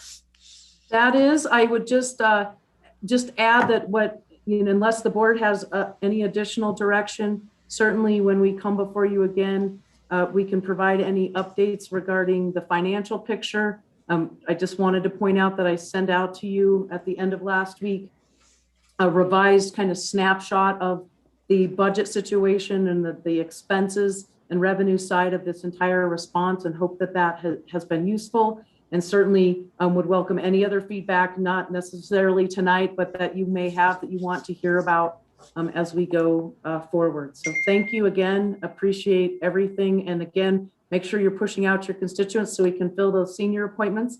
We will be reaching out. We've already put out messages to churches, other kinds of locations, because we want to be able to reach out, make sure we're not missing folks. And certainly even if we do, we're going to be able to capture them as well, but we're trying to make a big push here to get those priority populations, in particular our seniors, and then we'll get through the rest of our school and educators and be in a position to be moving on to our next group of folks who are anxiously awaiting vaccines. So thank you, Chair Ryan. Thank you, board, for all of your support, and to all of our staff and the hard work that they are doing. So thank you. Excellent, Kim. I think I'm the last man standing waiting for that 1B group. So yeah, look forward to that eventually. But knowing others need to go further forward, I don't fit the age category. So, all right. Really comprehensive, really appreciated. A little bit of time management. What we're going to do is we're going to push item 16, county manager update and roundtable out to later this evening. We're going to give Eric public affairs legislative time for roughly 10 minutes, but I do want to get a 10-minute break. We'll start the 6 o'clock, just probably about 5 minutes, maybe 10 minutes through that if we keep to our time here. All right, so I'm going to turn it over to Eric. Eric? Thank you, Mr. Chairman and members. I'm going to do a series of shares here. So we'll start with the first news that you need to know. This lady in the middle of the photo is Jasmine Blackwater Nygren, who has just been appointed by the Apache County Board of Supervisors to fill the vacancy in Legislative District 7, which is Orlando Teller's former seat. So she will be a member of our legislative delegation, and we congratulate her and look forward to working with her. We'll connect you all with the representative as we move forward in our processes. So just wanted to highlight that before we get into bills. And we will move there next into roundtable legislation. This is in your packet. I do want to walk through a couple bills. Much of these were done through CSA and the LPC, but just give you a highlight. So I'm going to scroll through this list that you see on the screen. This first one, 2481, is a short-term rental regulation bill, very much in line with our priorities to allow some local regulation. 2481, the CSA did support that bill and is in committee tomorrow. So the county, by our past action that we've talked about, would support this, and I would encourage us to do so and not deviate on that one for 2481. Just quickly on that, Eric, just to note, typically what we do when they go to hearing, staff will reach out to you to see if they need to register a comment from each of the supervisors in support. I encourage you to work together with staff on that. That helps our legislatures pay attention to that. Go ahead, Eric. Thank you very much, Mr. Chair. The next bill is this COVID expenditures 25-24. Just for your information, CSA went neutral on this, but essentially requires a report of COVID expenditures. Mr. Kavanaugh is not going to move that bill, it sounds like. So I just wanted to make you aware of it. That developed after we put the roundtable together. A couple bills I do want to highlight on this first one, 1431, that we should absolutely oppose, creates a mandatory advisory board for the flood control district with budget making recommendation power. The CSA voted to oppose it. The county position would be to oppose. I want to pause and just say that we have no reason to support this and make sure that there's no one in opposition to opposing the bill. Yeah, just check in with the soups. Note, if you don't like our position, let us know now. But it's it's not good legislation that they're proposing. We did take a position with CSA to oppose. Yeah. I'm not hearing anybody respond wanting to go against where we're taking a position. So there you go, Eric. The next bill, this is for information, which I am recommending in opposition. This is 1498. Come on in. Oh, no, thank you. This is good. So I'm gonna try. Hey, Kim, we need to mute you out there. Go ahead, Eric. 1498, the Board of Supervisors membership. So this bill requires an expansion of the boards of supervisors, the numbers of supervisors in Maricopa and Pima. It's a Mesnard bill. Pima would go to 7 members, Maricopa to 9. As this bill comes up, we don't know if it's going to be moving. However, surprisingly, bipartisan support to move out of committee another Mesnard bill to actually expand the legislature by 30 more members in the House, which I will bring to you next week for roundtable. But this bill would expand the size of county boards in Maricopa and Pima, and quite likely would trickle to us at some point should the door crack open. We recommend opposing the board. CSA has not taken an action on this, so I would pause. We don't need to expend a lot of political capital, but I would like us to be on the record. So should it move, the staff has direction to oppose this bill. This is where we tend to be political, and desire there is to fragment it into Republican favored districts is the political element associated with this. For our board, is there? Are we okay opposing this? Absolutely. Okay. Yes. Okay. All right. I'll go on record as saying yes, let's oppose this. Yeah. All right. Thank you, Judy. So we got all board members saying yes, oppose this. All right. Thank you, members. Appreciate that. The next 2 bills are for your information. These are the salary bills. 2053 is the Superior Court clerk salary, and then 2700 is the county officer's salary. For that would include all the rest of the officers. They are 2 different bills, but they are both aligning in their language. I only bring them to you for information to answer any questions. Both bills were written as $20,000 straight increases. It sounds, that number is likely not going to achieve legislative passage in the way that would need to be necessary. They are talking about 2% yearly, 2% increase as an amendment to both of them. But again, all that's moving. We're seeing if it has movements. I don't want a position. I'm not asking for one. I just wanted to make you aware as we look at bills. And then a couple election bills that CSA did oppose, and we would absolutely recommend we stay with opposing. Hand counts on the precincts for vote centers, 1240, and also then allowing legislative review of election data prior to a canvass. In 1444, CSA opposes both, ACO opposes both. I would like the county to continue to oppose, and both bills are continuing to move despite the opposition from election officials, as we're seeing from a lot of the election bills that the officials in the room are being disregarded as they continue to move these types of legislation. I'll just turn and instead of just seeing if we all support, is anybody opposed to where we took a position with CSA? It was to oppose each of these. No. Okay. Yeah. All right. Not hearing that, I'll go ahead. Ark. That's an affirmation of the positions. All right. Great. And then a couple final bills on property taxes. This first one, 1491, this is the property tax deferral program that the treasurers are working on. The program already exists in Arizona law. This would expand the eligibility for this property tax deferral. We have supported this. CSA supports this. It is important to note that a homeowner that wants to get this deferral and qualifies does not stop the taxes from coming to us or any special districts or school districts. The state treasurer essentially acts as a bank, pays the taxes on behalf of that homeowner to the districts that they are owed to, and then a lien is placed on that property for the amount of taxes that were deferred. And so in that way, the county is kept whole. It is a tool to help folks in this economy stay in their homes that would be eligible and qualify for the deferral. CSA did support that, and it goes sort of hand in hand on property tax bills in relation to 1603, which is about the Trans-Western pipeline. This bill just passed out of committee unanimously today. This bill provides state funds sitting in a fund, $16 million to pay the special districts, the school districts, the county for these refunds that we are forced to give on the Trans-Western case. Bipartisan support for this $16 million, again, passed today.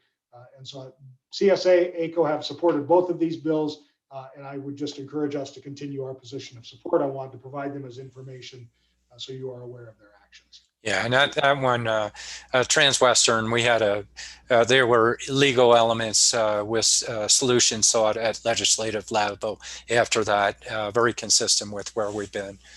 That's very good news about the Trans-Western.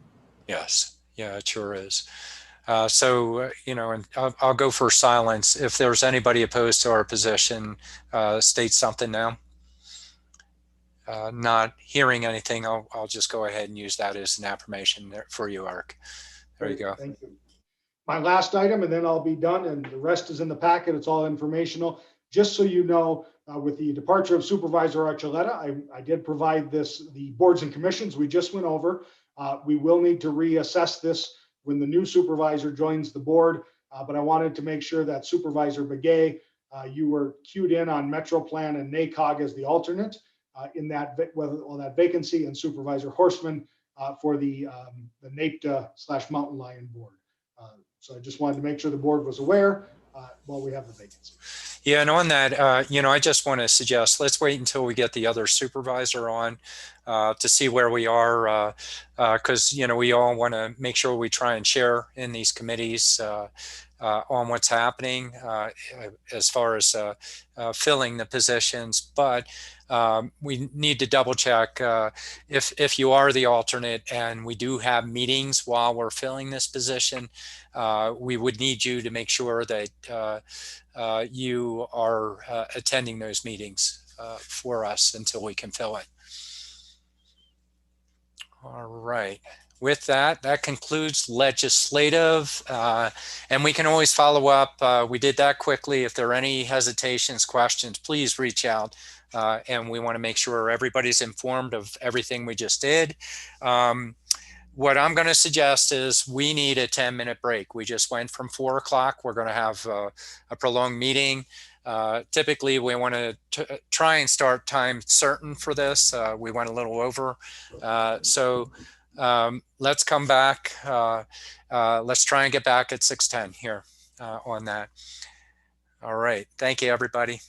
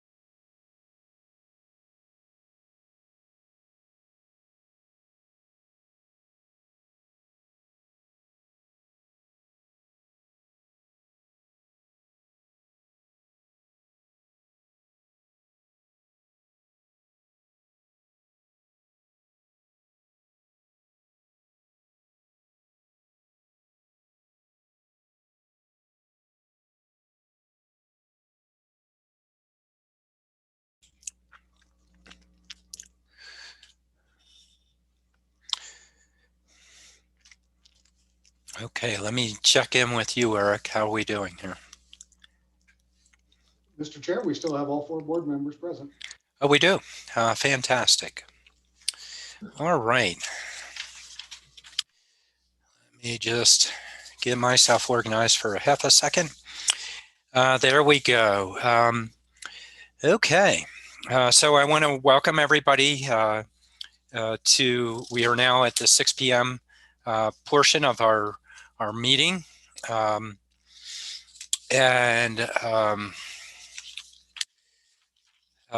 Looks like we've had well, actually, we've already called to order the meeting earlier, but this is a separate meeting. I'll go ahead and I'll call the meeting to order just to assure that we're, going through appropriate practices. Next piece would be pause. So I'll reach out to each supervisor by district, starting with District 1. Supervisor Patrice Horseman, are you out there? I'm out here. I'm present. Oh, fantastic. All right. Next up would be District 4, Supervisor Judy Begay.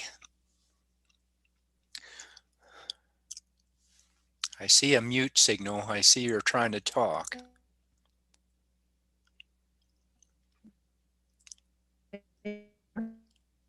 I am still seeing a mute signal on you, Supervisor Begay.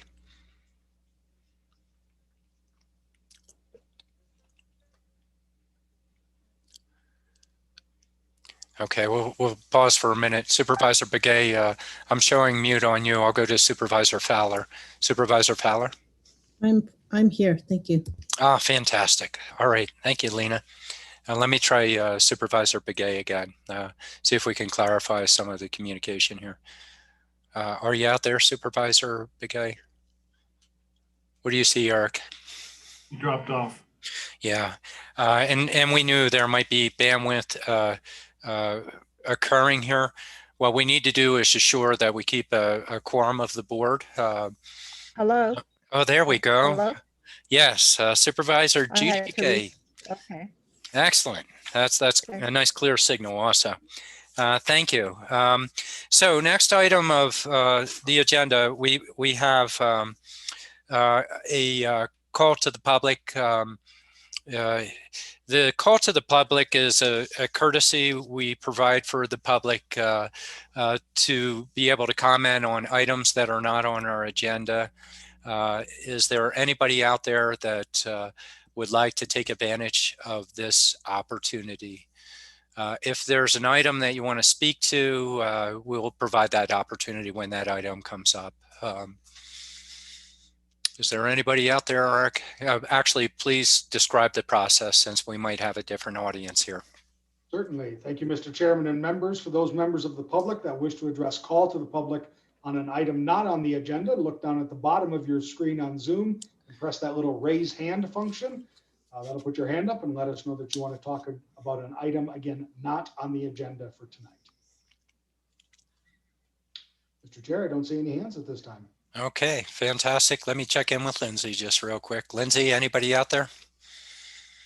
Chair Ryan, not at this time. Excellent, fantastic. Okay, so the next item that we have on our agenda is a public hearing and consideration and possible action to adopt ordinance 2021-03, approving a change of zoning regulation to the PC Plan Community Zone where CH 10,000 commercial heavy 10,000 square foot minimal parcel size zoning standards have been applied to allow increased lot coverage for 35% to 50% and to allow an increase in fence height from 6 feet to 8 feet on 4.82 acre parcel located in Shadow Mountain Drive in Belmont. The property is identified as assessor parcel number 2003-47-001N. And this will be community development. Before we go there, though, I want to go into, this is the first hearing before this Board of Supervisors for a land hearing. that we have. And for the sake of the audience, typically what we do is we have staff provide report and recommendations that came from the Planning and Zoning Commission. We have staff going through and providing that report. We'll have an opportunity for the board to ask questions of staff, preferably at the end. But if there's a key piece that you really want to ask while you don't want to lose that point, please let me know, and we'll provide that opportunity for you, the board members. After staff provides their report, next up, we allow for the applicant time to give a presentation explaining their application. And we encourage you, to summarize, to keep it, hopefully to 10 minutes or less. If you need more time, I need to know reason for that. But we also want you to have the opportunity to provide an explanation of your application. After that, we'll provide an opportunity for the board to ask the applicant of questions. I'll pause and see if anybody wants to go back and ask staff a question from the board. I'll make that. We want to make sure that you get enough questions up front if you want to go there for that. After we do that, the applicant's presentation, the next piece that we'll proceed to is the opportunity for public comment. For public comment, if you're here in the audience and wish to provide public comment at that time, we will enable that opportunity and go through selecting people one at a time. You only have one chance to speak. We will provide you, let's see, we have a limited audience here. We'll provide you an opportunity of up to 5 minutes. If there's something that you wish to testify on and you heard it before, it's okay for you to say, I agree with them, and shorten your statement. But we will provide you the opportunity. A piece of note, you're speaking to me as the board chair, and I'll pass the I'll direct your comments to me, and we will hear it, all board members, for what's being said. When we have public hearings, there are people that get very nervous. They're not used to going through hearings. I encourage you, keep your comments directed to the case itself, not what other people said, but more specific to the case, and we'll be listening. If you have questions, we'll attempt to get them answered afterwards. Not a guaranteed. It's the discretion of the board on what they want follow-up on. It's not a question and answer period. You get your 5 minutes to speak. Understand that other people may have different opinions. We want to have mutual respect for those individuals. After public's done commenting, I will close the public hearing. That's the end of public hearing at that point. I'll bring it back to the board. We'll provide an opportunity for the applicant to have follow-up after public comment. We'll then provide an opportunity for staff. If any point that the board members wish to ask questions of staff or the applicant, just let me know, and we can bring them back up and see if we can get your questions answered. And so a little bit lengthy in explaining it, but it's the first hearing that we're going through this way. And it helps the public as well understand our procedures we'll go through. After we go through our question and answer with staff, with the applicant, we'll bring it back for discussion. Whether we agree with it, if we want to make modifications, we can get into a discussion at that point. And we can we use informal methodology to start to shape where we may or may not want to go as it relates to the case. After going through that, we can see if we're ready to then consider motions as far as where the direction that the board may want to go on that. So there you go, laying out what we're doing. At this point, I'll go ahead and I'll turn it over to Jake Christelman. He's our Community Development Director and who will provide the staff report for item 18. Jay? Mr. Chair and Supervisors, good evening. Jay Christelman, Community Development. Mr. Chair, thank you for bringing the item up for us. I'm going to go ahead and bring up the presentation. Okay, is it visible? The answer is yes. Okay, great. Thank you. Okay, as Mr. Chair stated, this is Belmont RV and Boat Storage, a change of zoning regulations. The property owner is Vincent J.C. Family Trust out of Tempe, Arizona. The applicant is also Vincent Realty and Investment out of Tempe, Arizona. The representative is Ms. Jessica Sarkissian with Upfront Planning, and she is on with us this evening. Excuse me. The current zoning of this entire area is a planned community. This particular parcel is zoned commercial heavy 10,000 square foot minimum. And the proposed zoning is remaining the same with 2 changes to the zoning standards, and the size, it's almost a 5-acre parcel. Now the request again is a change of zoning regulations for that CH 10,000 zone for a recreational vehicle and boat storage yard. The 2 zoning regulations that are being requested to be changed, one of them is for a lot coverage increase from 35% to 50%, and that is to allow for the covering or garaging of the majority of the RVs or boats, and also an increase in the maximum fence height from 6 to 8 feet, which would improve the screening. It says fence, it's actually a CMU wall, and we'll get to the elevations and what that looks like here shortly. Now, the property is part of the Belmont Area Plan and it is identified as a rural activity center. The property has existing zoning entitlements under commercial heavy 10,000 standards, and the RV and boat storage use is a use that's permitted by right. Again, the consideration this evening is those 2 changes of the zoning regulations I mentioned a moment ago. And the only considerations are the impacts and effects of those modifications to the zoning standards. Here's a vicinity map. You can see in the blue square there. And I'll zoom in here on the next slide so you get a better view. So you can see the red shading. Those are 2 commercial heavy 10,000 square foot minimum parcels. Right here is Shadow Mountain Village. That's the townhome development that's being developed currently. And then Flag Meadows is down here. This is Coconino National Forest. It's actually an open space parcel. This is what the site currently looks like. This picture was taken facing roughly north from Shadow Mountain Drive. Now here's what the proposed development entails. There's 41 RV garages. There's 65 RV ports. There's 108 RV canopy spaces. And please keep in mind, these could be boats as well. And there are only 9 uncovered RV spaces being proposed. This is what the site plan looks like. The orientation here, this is the west side. So north is over here to the right side of the property. The entrance is down here. This would be the south side. And of course, this is facing east.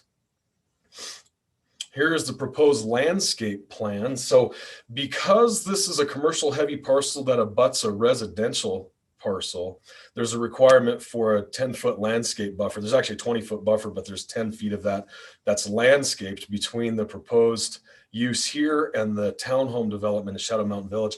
You can see the landscaping and the 30-foot buffer and the frontage. That's a requirement of landscaping ordinance. Now you'll notice that on the other 2 sides, there's no proposed landscaping, and the development is right up against the property line. That is permissible between 2 heavy commercial zones, because this parcel down here, a longer skinny one we saw in the previous map, is also a commercial heavy zone. So there's no landscape required here or here. Any questions before I continue? Yeah, and please, if you want them to reorient, if you don't understand what Jay's showing you, board members, please, we want to make sure that you feel comfortable. You have that chance to ask questions here too. Eric? Just Jay, if I can help you out here. If you take your mouse and go up to that display settings on top of your screen there, in the middle, you see the three above the slide, it says display settings. Do you see that? Oh, yes, I do. Thank you. Okay, so click that and then click swap presenter and view and slide view. Great. Now your PowerPoint's a little off center, but thank you, Eric. Appreciate that. Okay, I'll continue. Now, this is the color palette that the applicant has chosen to go with.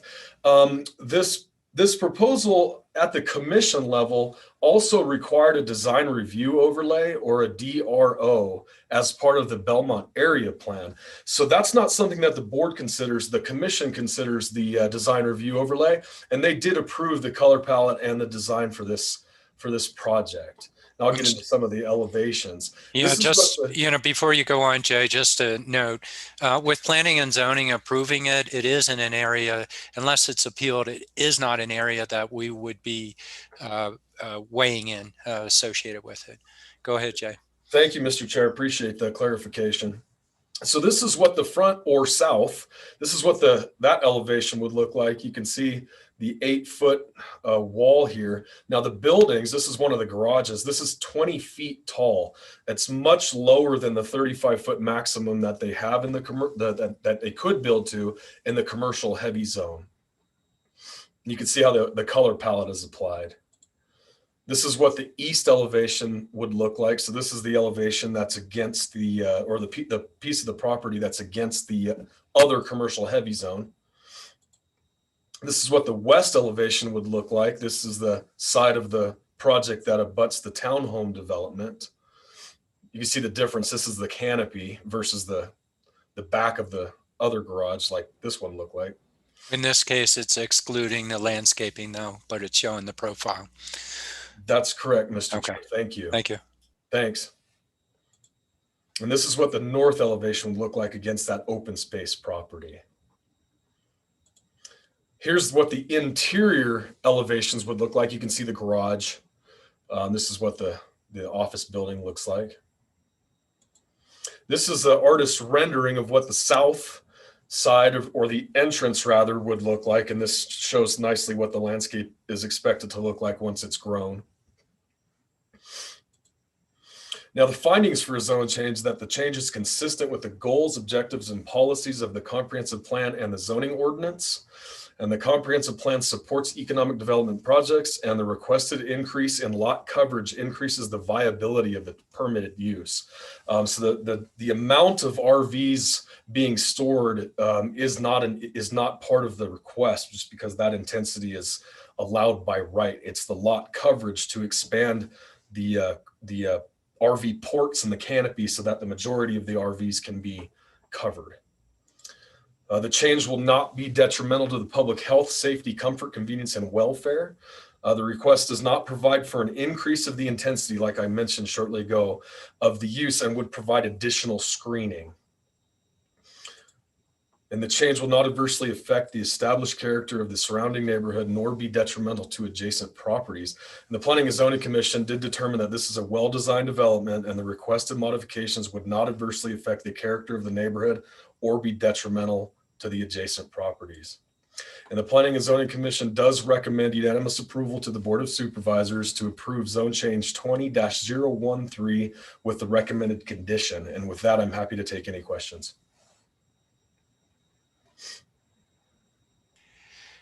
Okay, this is an opportunity to ask questions of staff on what's proposed. We also will have additional time to ask questions on it. I'll start off and just to ask a question of Jay. So Jay, I know there's been a new area plan that's been developed, but the zoning by right precedes. Could you just elaborate a little bit more if we have general public out there, just why this would be permitted? Certainly, Mr. Chair, thank you. So the entirety of what I'll refer to as Belmont being on the north side of the interstate was zoned as a planned community decades ago. And within that planned community, there are different parcels that were zoned certain ways. There was property that was zoned light commercial. There were properties that were zoned industrial. There were properties that were zoned heavy commercial, such as this commercial heavy, I should say, such as this parcel. So those zoning entitlements have existed for a long time. Again, here this evening, we're here to hear two changes to the existing zoning regulations. So the use of RV or boat storage in commercial heavy 10,000 is a use that's permitted by right currently. So the project can move forward as it is with RV and boat storage without the approval of the board this evening. These are just modifications to those existing zoning standards. Mr. Chair, does that answer your question appropriately?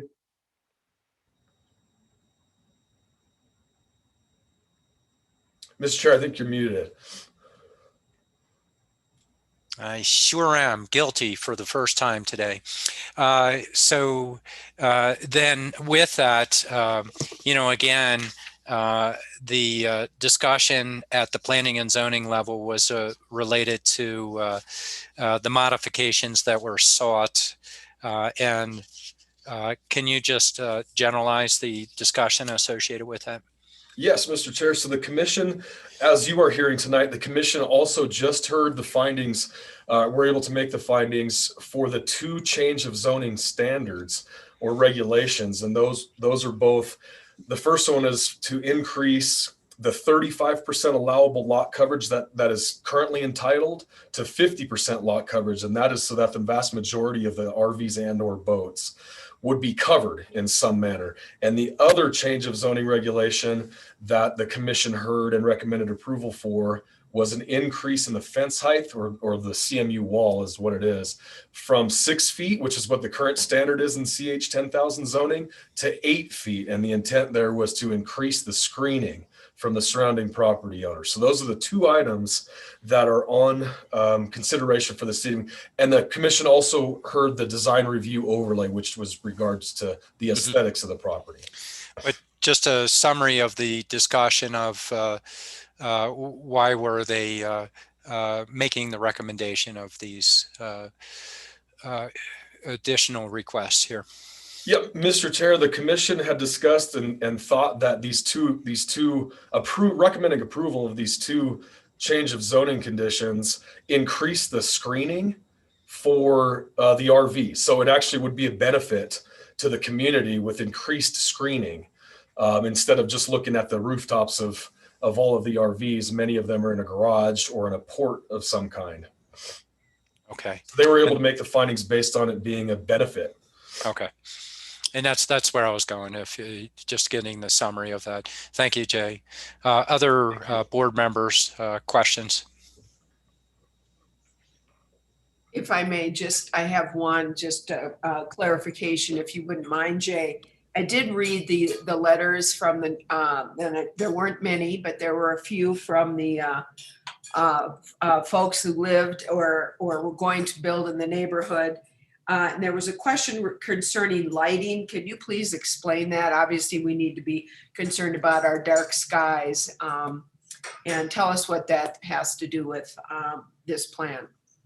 Yeah, Mr. Chair and Supervisor Horstman, thank you. I'll be happy to. So this hearing doesn't affect the lighting, but when they do apply for a lighting permit, it will have to meet the requirements of what our lighting ordinance is. This is in zone 2, so they're fully shielded. The applicant did acknowledge at the commission hearing that they would adhere to whatever the lighting standards are, and they're also proposing to use motion activated lights, which are favored.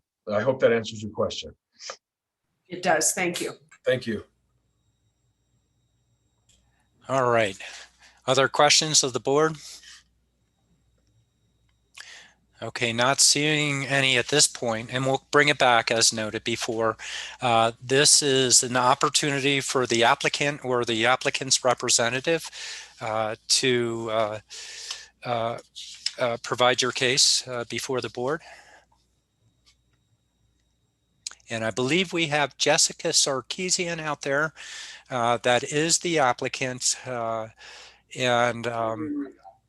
you enabling her, Eric? Yeah, okay. She'll be rejoining here in 2 seconds. Jessica's back. You can speak to the board. Okay. And I know you requested in the chat to speak also, Jessica.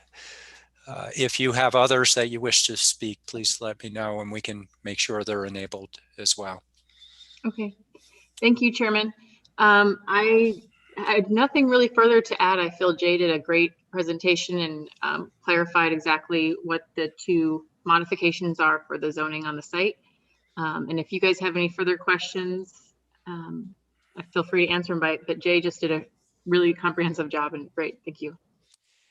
And you know, actually, I'll go ahead and ask a question as noted by Supervisor Horstman, and you have other conditions. You understand the conditions that were laid out for your case, the lighting, understand a very important piece of our comprehensive plan, and you're willing to fulfill the intent of the conditions. Yes, we are. We actually went and provided some modifications for those conditions for staff. So they were, they felt we had met those standards. Okay, thank you. I'll go to the board members. Questions of the applicant? No questions. Okay, not hearing others either. So at this point, I'm going to move on to the next phase. The next phase is the public hearing. I'm opening up the public hearing. If you're here to would like to provide comments related to the case here, we will provide you 5 minutes per person to state your case. Eric, could you explain again what people need to do in order to use this opportunity?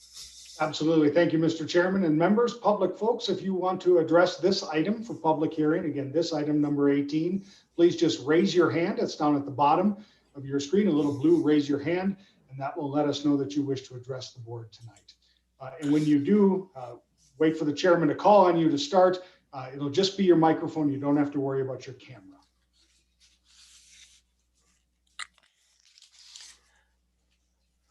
And Mr. Chair, I don't see any hands going up. Okay, not seeing any. And we'll check in with Lindsay just in case. Ryan, nothing at this time. Okay, and Jay, can you check for phones and explain phones? Are you talking to me? Chair, I'm sorry, not Jay, Eric. Oh, thank you. Sorry, yeah. Not a problem. So, Mr. Chair, there are no phone numbers out there, so we don't have anyone on the phone. Okay.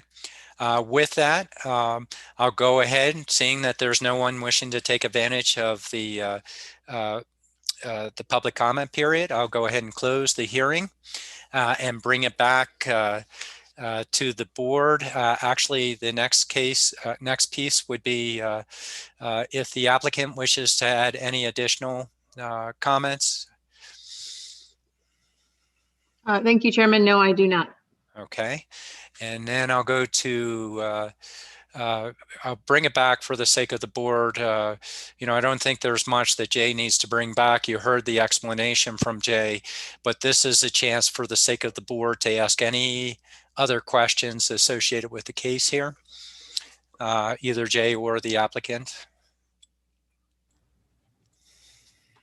I'm sorry, Mr. Chair. No, actually, I'm saying to the board, it's their opportunity to ask questions of you or the applicant. I don't see a need for you to give what we would typically do, a follow-up after the public hearing, but giving the board another chance on that.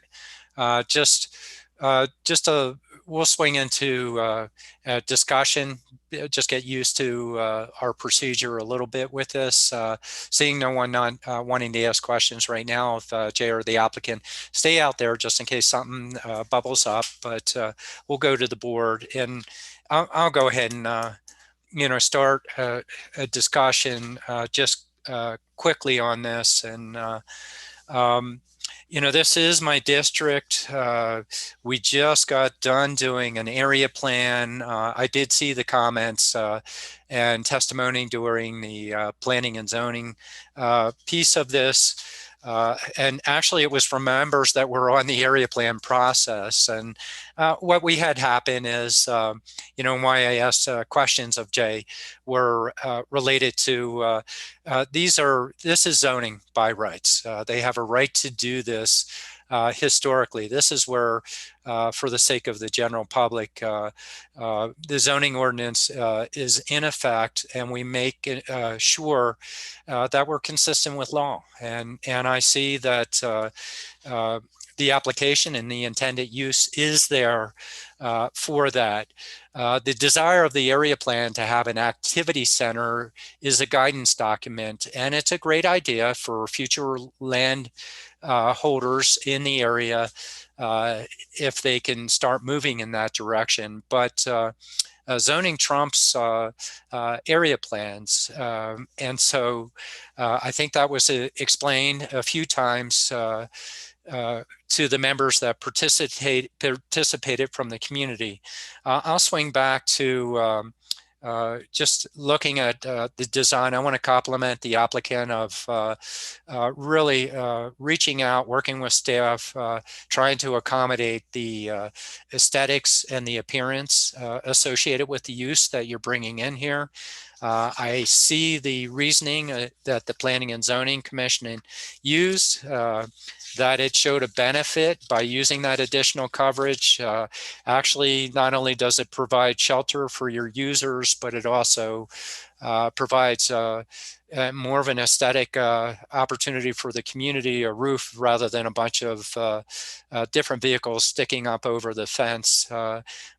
Not complete screening, but an attempt to really shelter and appreciate the applicant attempting to do that.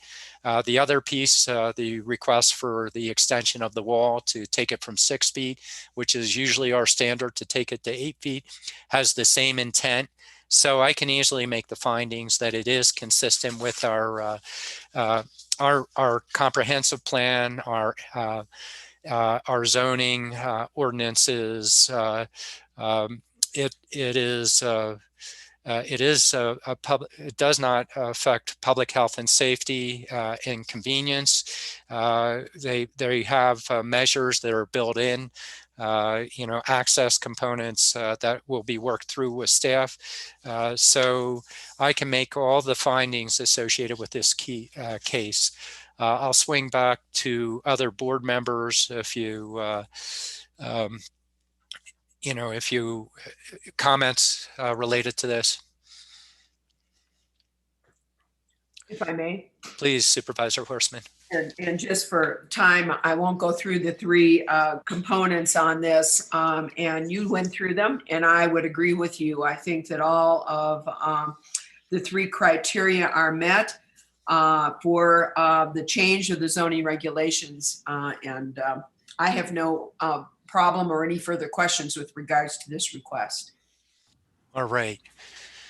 And not seeing or hearing from the other supervisors, since I'm chairing them. Oh, okay. I have Supervisor Fowler. Supervisor Fowler. Thank you. I too believe that this project is within the planning and zoning according to the comprehensive plan. I think it's a really good development, and thank you, Jay, for a clear presentation. I really appreciate that. So thank you. All right. Thank you, Supervisor Fowler. With no further comments, since I'm chairing the meeting, you know, often we all ask if the supervisor wants to initiate the motion associated with this, but I would need a supervisor to move the recommended motion here. And if you need me to read it, I can, but I think Supervisor Horstman, could you help me out with that? I can help you out, sir. Fantastic. Mr. Chair, I propose that, given the public hearing that we've just had, that we move for the adoption of ordinance 2021-03, approving a change of zoning regulation in the planned community zone where CH 10,000 commercial heavy 10,000 square foot, minimum parcel size, zoning standards have been applied to allow increased lot coverage from 35% to 50% and to allow an increase in fence height from 6 to 8 feet on a 4.82 acre parcel located on the Shadow Mountain Drive in Belmont. The property is also identified as assessor's parcel number 203-47-001, and I move for the passage. All right, I have a motion. I need a second. Second the motion. I have a second by Supervisor Begay. And I'll just note with that that as we expressed earlier, that the findings could be made, all three findings as recommended by staff and the Planning and Zoning Commission. Any further comment? No further comment. I'll call for the question. All in favor of the motion, vote aye. Aye. Aye. Aye. Aye. All right. That's a unanimous vote of approval. And I want to compliment the applicant for coming in with a quality project and willing to be a good neighbor with your intended use. Thank you very much and good luck to you. Thank you so much. All right. So next case that we have up is we're moving to item number 19, and this is a public hearing. Item 19 and 20 are public hearings, which we know as Coconino Highlands. They're defined a lot more so, but what I'll do is I'll turn it over to staff because I believe there's an intent of continuance. We don't want to get into a discussion associated with the case, but rather have staff explain what they're going to recommend to us here. Mr. Chair, thank you, Jay Kristelman. Yes, the Coconino Highlands subdivision is being continued to a date not yet certain. There's been discussion at for a special meeting at the very end of March, or possibly the regularly scheduled meeting in the beginning of April. We're still waiting for final results of the traffic impact analysis. Okay, so the desire is for a continuance of a date not yet determined. So I need a motion for the sake of item 19.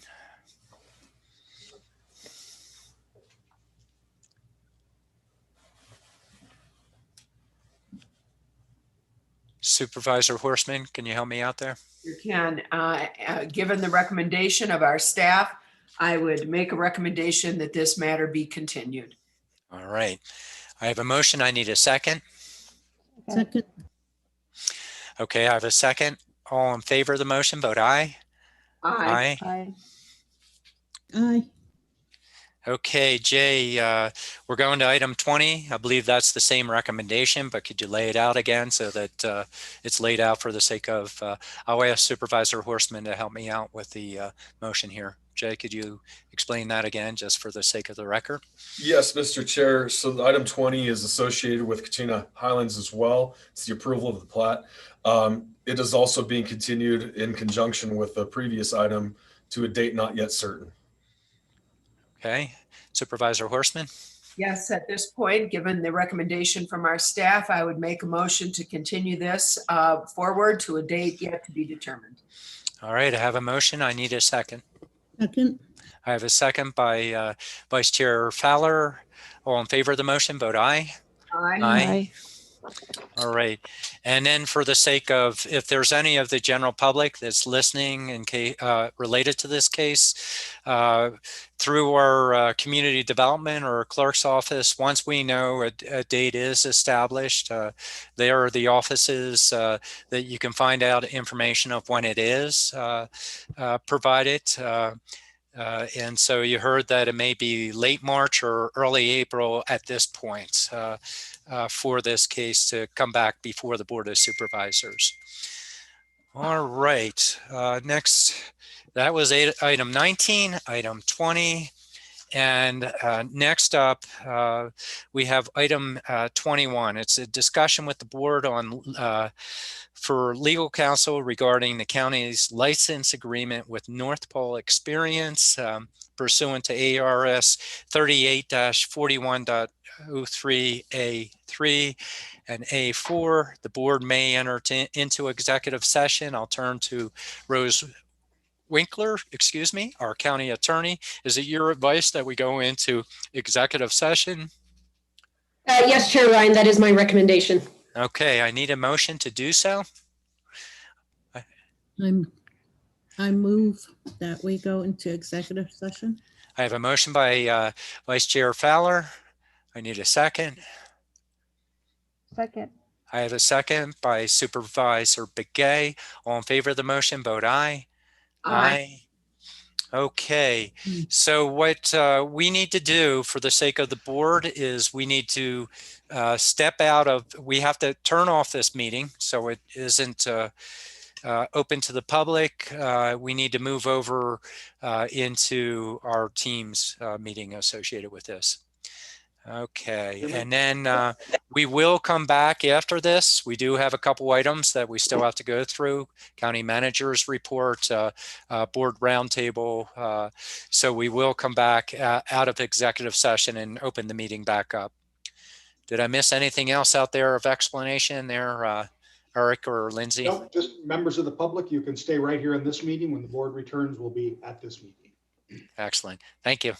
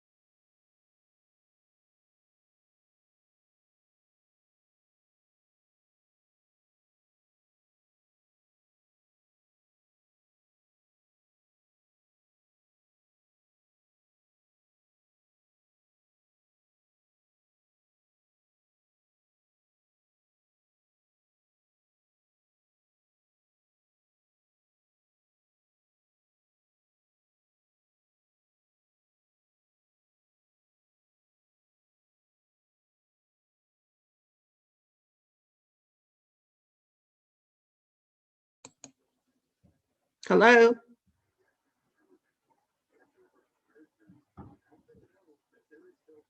Hello?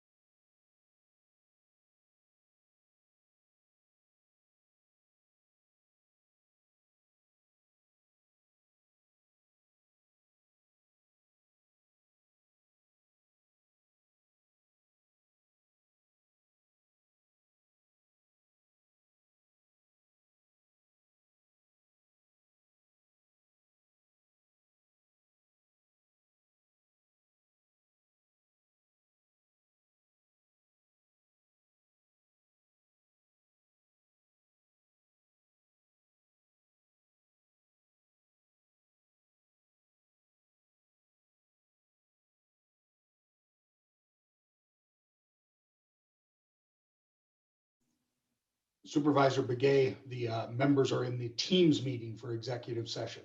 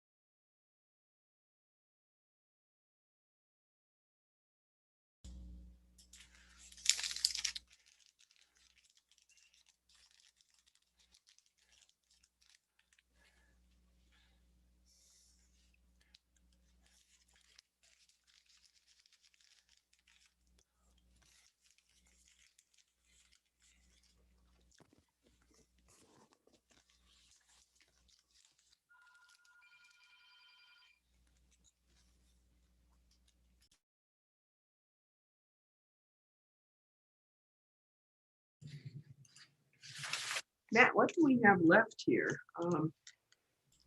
What's that? What do we have left? So we have, we definitely need to get a Jimmy update. It's a little bit of the discussion related to our selection process. And then we have a roundtable in there. Eric, I think you finished with your public affairs, didn't you? Yes, Mr. Chairman. Okay. So And you yeah, have- they're the last two that we have. And you have 3 members in the meeting right now. Waiting on Okay. supervisor. Who's out? Okay. Why don't we just, I'll try and keep us clocking along here on it. We have a quorum present. All right. So I'm going to turn it over to that super duper Jimmy Jane out there. All right, Jimmy. It's almost 8 o'clock and you still haven't lost your pep. You can't see my eyes very well. Well, thank you, Chair Ryan, and members of the board. Just a quick reminder about our next board meeting, which we are having a special meeting next Tuesday, the 16th. Monday is a holiday. Just a reminder for us all. As the team did share earlier, though, the team will be conducting vaccinations as part of the expanded program this long weekend, and that includes Monday. And thank you to the COVID pandemic response team and all of their efforts. So next week, and this will dovetail into then the conversation, and Eric will bring up the kind of the brief outline of the process for the coming days regarding the supervisor appointment process here in just a minute. But part of that is we would start our meeting next Tuesday, and it would likely be noticed for 8 a.m. And under one scenario, we would have a 2 hours block in the morning that could continue the process for the supervisor appointment, should we choose to do that. But as of right now, we'll discuss it based on feedback tonight, and then discussion tomorrow at agenda review. So in one scenario, as currently being drafted, and the clerk and I had a chance to talk this afternoon, and I talked to the chair as well, 8 to 10 would be for, again, potentially a final stage of the recruitment process. At 10 o'clock, we would have consent and action items, which will be limited because this is a special meeting. So we don't, folks haven't anticipated that much, but Lindsay's pulling that together. She'll have an update tomorrow on how much consent and action. And then we'd be going into Chair Ryan and members, the presentation by Northern Arizona University on their economic impact study. And Dr. Guzman has agreed to join us, and that would be led by our economic development manager, Chris Pastras, along with a discussion about economic recovery. And under this scenario, Chair Ryan, that would occur from 10 to 11. Well, 10 to 11:30-ish, depending on how much consent and action we have. And then we'd have a brief update from Erica Philpott and I on the county manager recruitment. We did get a message today that it was posted yesterday, as you know, and I sent you all that link. As of this afternoon, we've had 5 applications. I've not seen those, don't know the qualifications of those, but it does tell us that we have interest in this position. And again, the publication is starting to be posted now in the places that we're going to be reaching that Erica shared with you previously. And then after that recruitment update, we'd be breaking for lunch. Coming back, Public Affairs Director Eric Peterson and I will be sharing an update on redistricting, setting the table for that process between now and an out date of December 1st, which is required by statute. And we have given a kind of a brief synopsis of that previously, but Eric and I will be going into that in more detail and look forward to that discussion. Again, starting at 1:15, then we have a COVID update, COVID vaccination update, similar to what we had this afternoon. And then a brief budget update by Finance Director Suri Molini, and then going into to roundtable, including legislative update and hearing from all. So that is the kind of the rough outline for next Tuesday, to be informed by the discussion this evening and by agenda review tomorrow. So any questions on the meeting for next week? As we, Eric, if you can go ahead and pull up the one pager, I'd appreciate that. If that's okay, Chair Ryan? Yeah, no, that sounds great. So this is a synopsis of kind of conversations that have been happening regarding kind of what the outline looks like. Chair Ryan, members, we're also looking for any other feedback from on this process. Eric, we lost your screen, or I lost my screen. No, we lost her. Yeah, there we go. So as we know, the deadline for interested candidates to submit a cover letter and resume is tomorrow. That's Wednesday at 5 p.m. And those, again, reminder, are going into being submitted to Colleen Naggs, who supports the county manager's office here. And that her contact information has been included in the outreach that has been done over the last several days. And then if I could just touch on this if you like, and then we could go through it if that's okay, Chair? Yeah, that'd be good, Jimmy. Yeah, please. Okay. So then basically after 5 o'clock tomorrow, which is the known cutoff for interested candidates that submit their cover letter and resume, then by 7 p.m. tomorrow night, Public Affairs Director Eric Peterson and our assistant here in the manager's office, Colleen Naggs, will be working to get those qualified candidates, including their names, posted in alphabetical order on the website.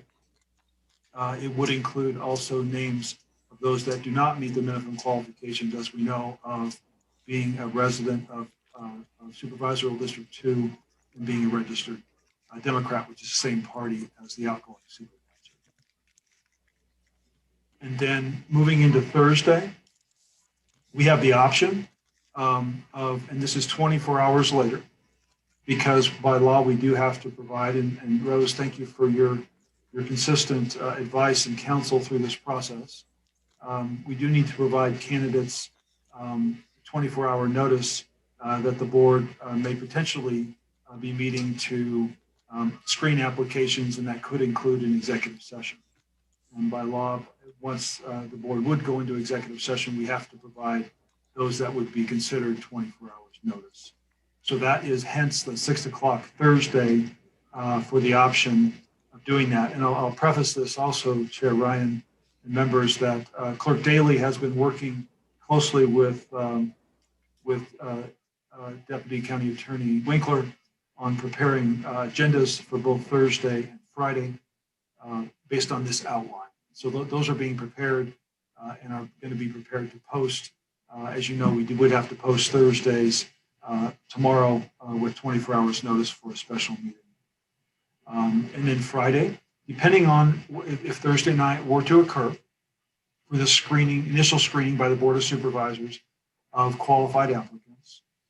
But whether that happens or not, we would regardless come in Friday morning and start promptly at 8 o'clock, assembling the board about 7:30-ish, but start at 8 o'clock for a public interview sessions for consideration of those that have expressed interest and applied. That's either all of the candidates that have all qualified candidates that have submitted that have submitted cover letters and resumes, or those that are coming out of a screening process Thursday evening that the board may choose to do. And that would happen on Friday. Those questions would be agreed upon by the board and would likely be asked in that public session by Public Affairs Director Eric Peterson, with the board listening to that. And Eric, you have listed on here at the bottom a reminder that public comment portal will remain open under this scenario through this process. So those public comments would be shared with the board for consideration. And then that leads me to our last point on with Monday being a holiday, that Tuesday morning currently is being set up and arranged, that there is that 2-hour block on Tuesday morning if needed, and should the board choose to use it for additional consideration in this process. Eric, what have I missed that you would like to help me fill in before we turn to the chair and the board for additional comments? Just a couple of quick things, Mr. Chairman and members. We do and will have public notice, not only the meeting notice, but a press release and notices about the candidates that the folks who have submitted for Wednesday night. If there is any screen on Thursday that changes status of any candidates, we would provide that information publicly. And whatever the decision of the board may be on Friday, if there is a continuation into next week, or if there is a selection, be prepared to give public, information on wherever the outcome may be in that regard. I would also add that in conversations with the chair, and I think as we have all talked about, that Friday may include a time for public comment as well, verbally and orally, much like call to the public in a meeting, which is penciled in at this moment as well. So again, I think the volume of candidates will determine much a piece of the process that you wish to look at. Question. And Chair, if I can, I'm sorry, Chair, if I can just clarify. So currently, thank you, Eric. So a clear decision on whether this is a streaming link or we would like to take, specifically, Eric mentioned the Friday, if we would like to schedule this within a Zoom format. So thank you. I'm sorry, Supervisor Horstman. Yeah, go ahead, Patrice.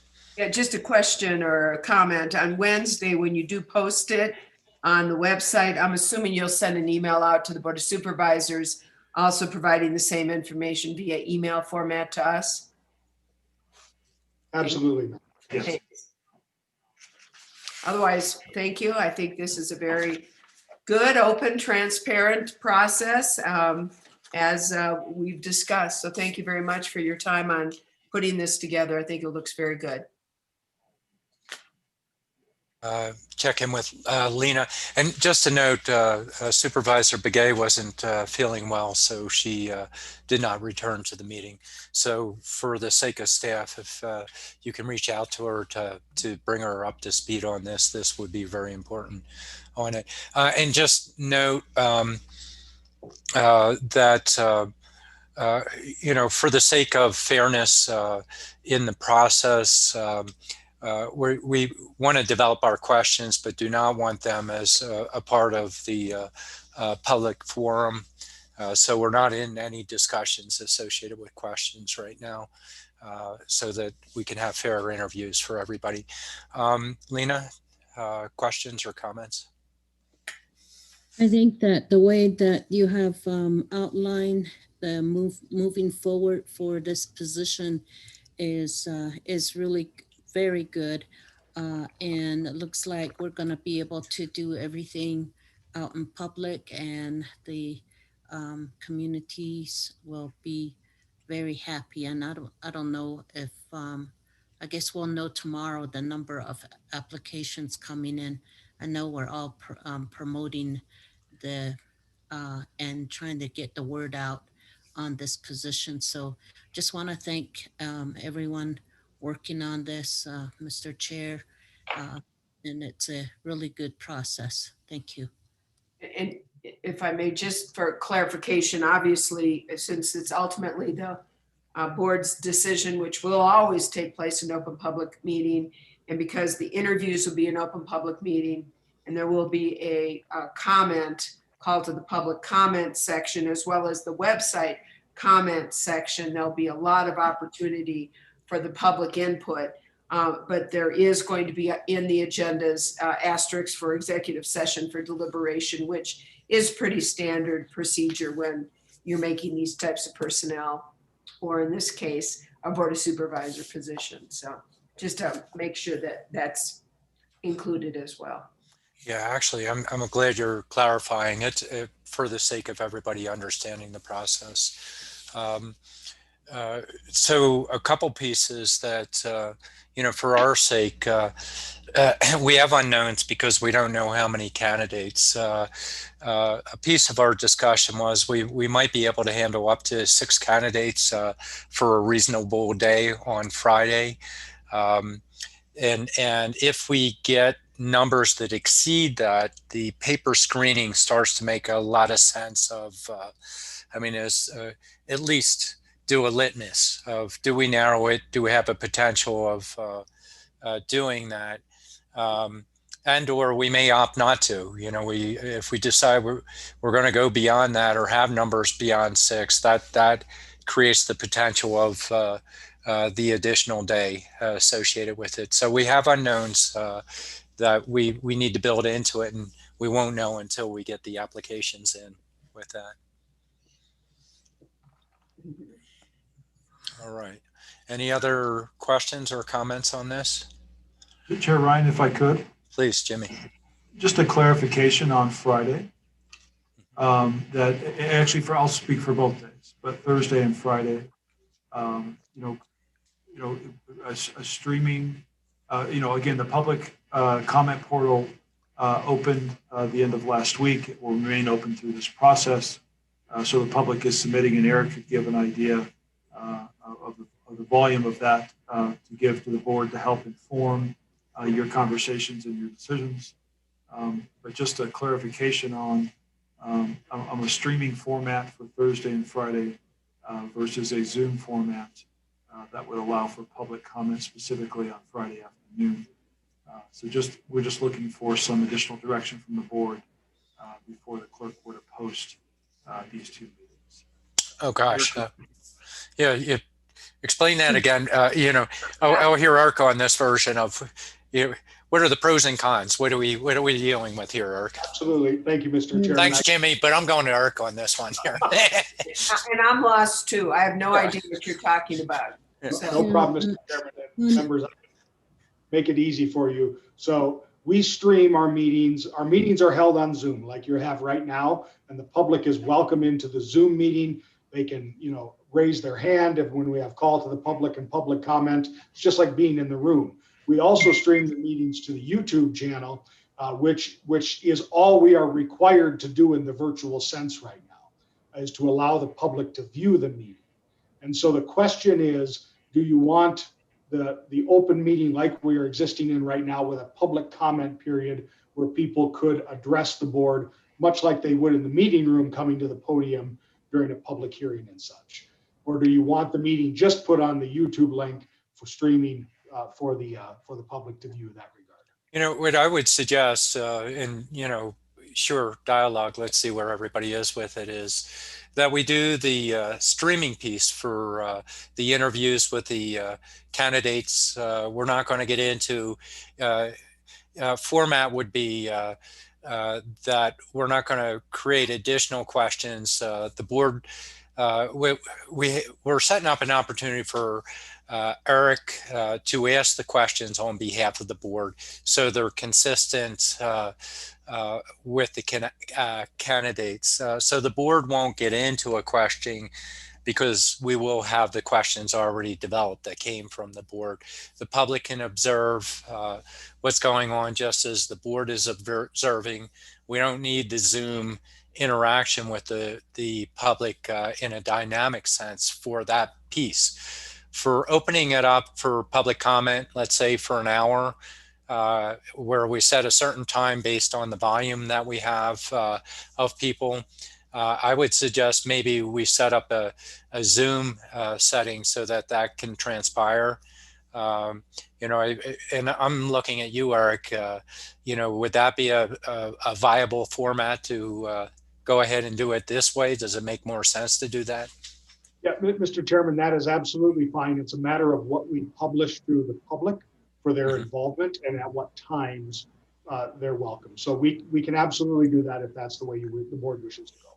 Yeah, and we can extend the Zoom piece, but we're not going to open the Zoom up until after we're done interviews, just so we don't know when that's going to be because we need to go through the interviews. We can have an approximate time associated with that. And we won't know that until we know the number of candidates. Go ahead, Patrice. Yeah, and I, just for clarification's sake, because I'm reading this again, the portal is going to remain open throughout until a specific period of time before the board starts going into deliberation. That's to allow the board access and to review all the public comments made through the portal. I think the question is, and not because we're using the word public comment, I'm just going to call the portal, okay? So that we know that that's what I'm talking about.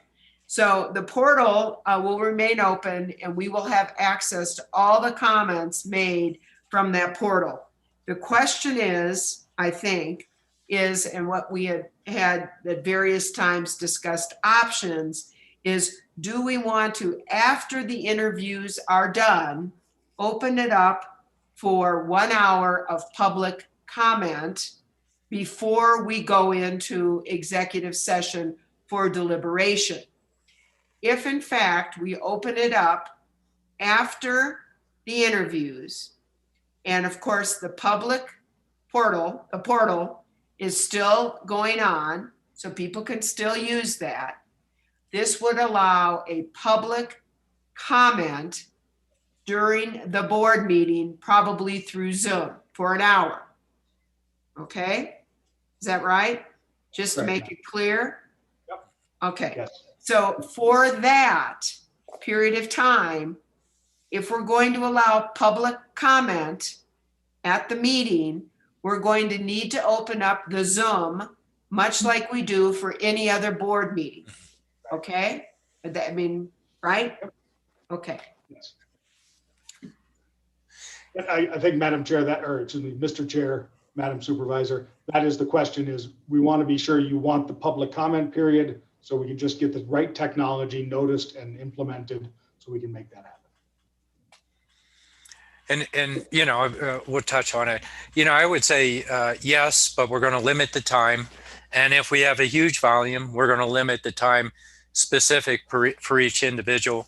And along that line, you know, we might have people that will view this later on, but, you know, our desire is, you know, we want objective commentary. It's not a, you know, a polling place so much as this is the board's decision with your providing us insight on, you know, recommendations associated with it. That's what we hope to achieve with the public comment piece. The more, you know, well thought out discussions associated with viability of recommendations are very helpful for us. Polling, you know, sure we can look at it, but it's not the broader population that'll be tapping into it. And so, you know, it can show a trend, but, and each board member can interpret that differently. We would prefer not to have that so much as objective commentary to help us with our decisions on it.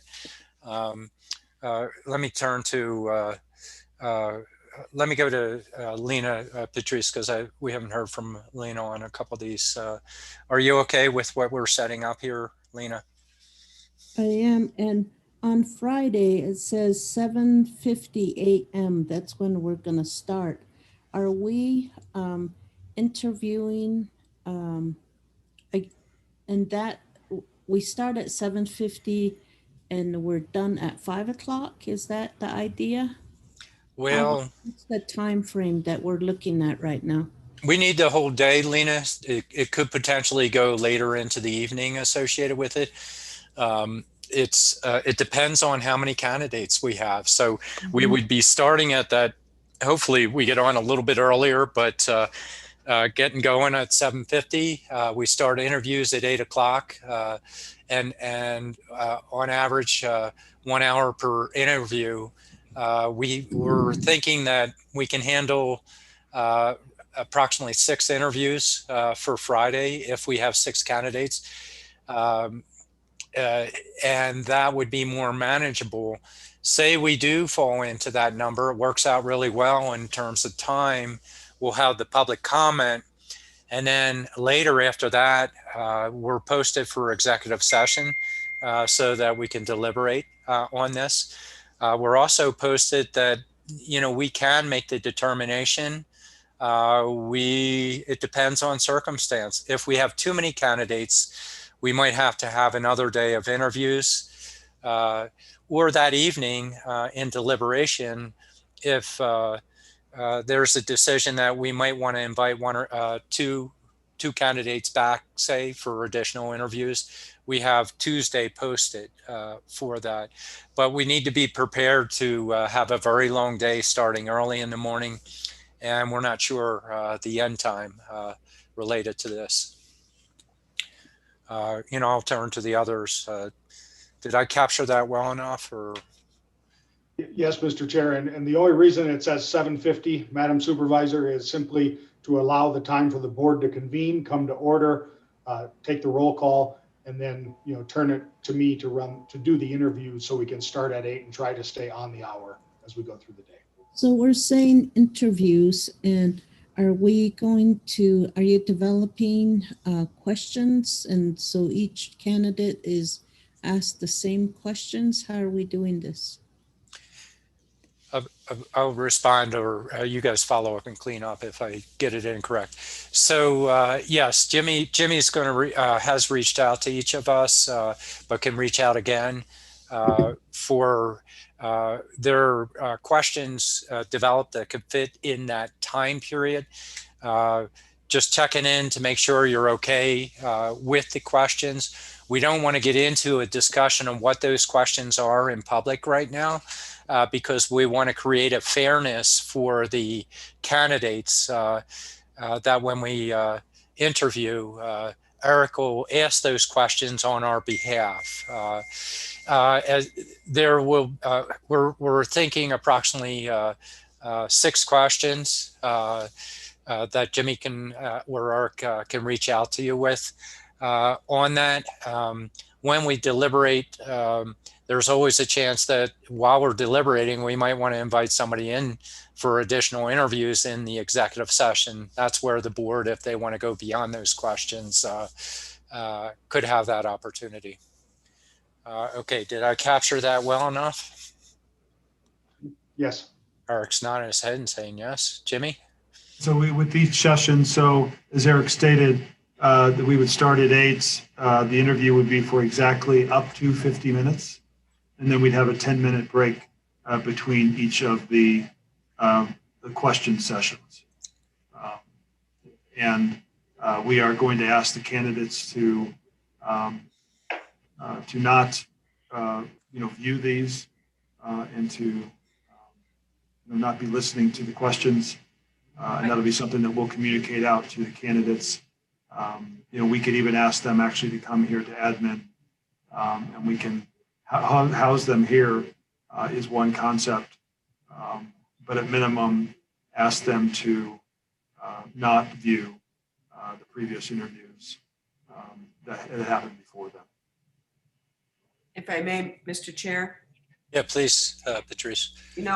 If we're going to do this, and because we want to do this in the open manner of interviews, which is unusual, very unusual. This is probably the most open process that the county has done on something like this. And we're wanting to have these open interviews. That then means that in order to have fairness for all of the applicants, and so that the later applicants don't somehow learn from the earlier applicants as well as the questions, I would imagine that the county will be looking at sequestering all of the applicants for the day in order to keep them away from the phones and computers and access to this very public process that we're doing for interviews.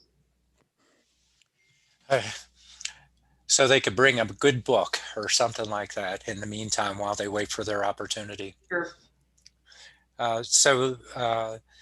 Lena, do you have additional questions there? We may have lost. Did we lose Lena? I hope not, because we don't have a quorum. Mr. Chairman, I do not see her at the moment. Okay. All right. So, I think you guys got a lot of. Wait. We don't have a quorum. Mm-hmm. Yeah. Our quorum.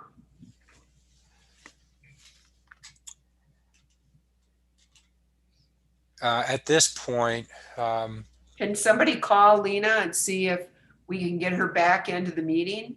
If not, we just have to adjourn. well, the actually, meeting. yeah, we've wrapped through that. We have no decision points beyond this, no actions associated with what we've done on it. The only other thing we would have done is board updates. We don't need to go there. We'll wait for staff to check in associated with that. This is why we need to get that position filled. Yeah, that's right. Well, and then, I'll defer to Rose on this, but, if we don't have action, we have work session, just information. If we've created the quorum to open the meeting. Lena's back. There you go. There you go. All right, we don't have to worry. I don't want to, yeah. We'll come back to you later, Rose. All right. Fantastic. So, Lena, you're out there? We lost her again. I just brought her back in, so. Okay. We're waiting for Lena. Lena. Yeah, she came in and she left again.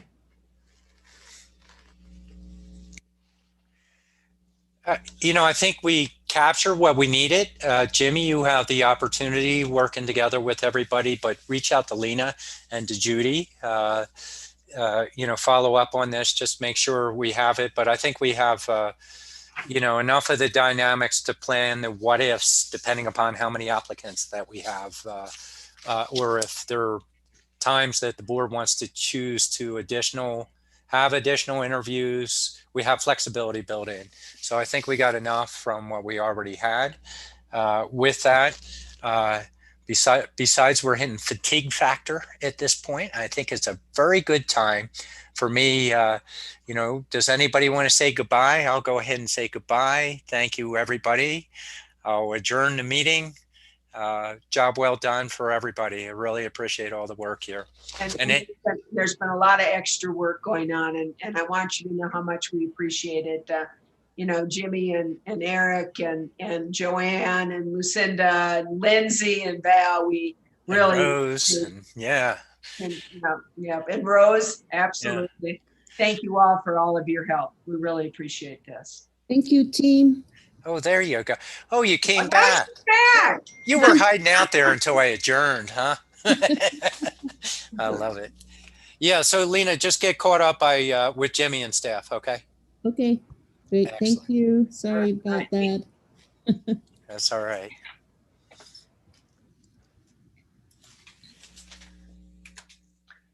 Night. Good night. Thank you. Night. Good night, everybody.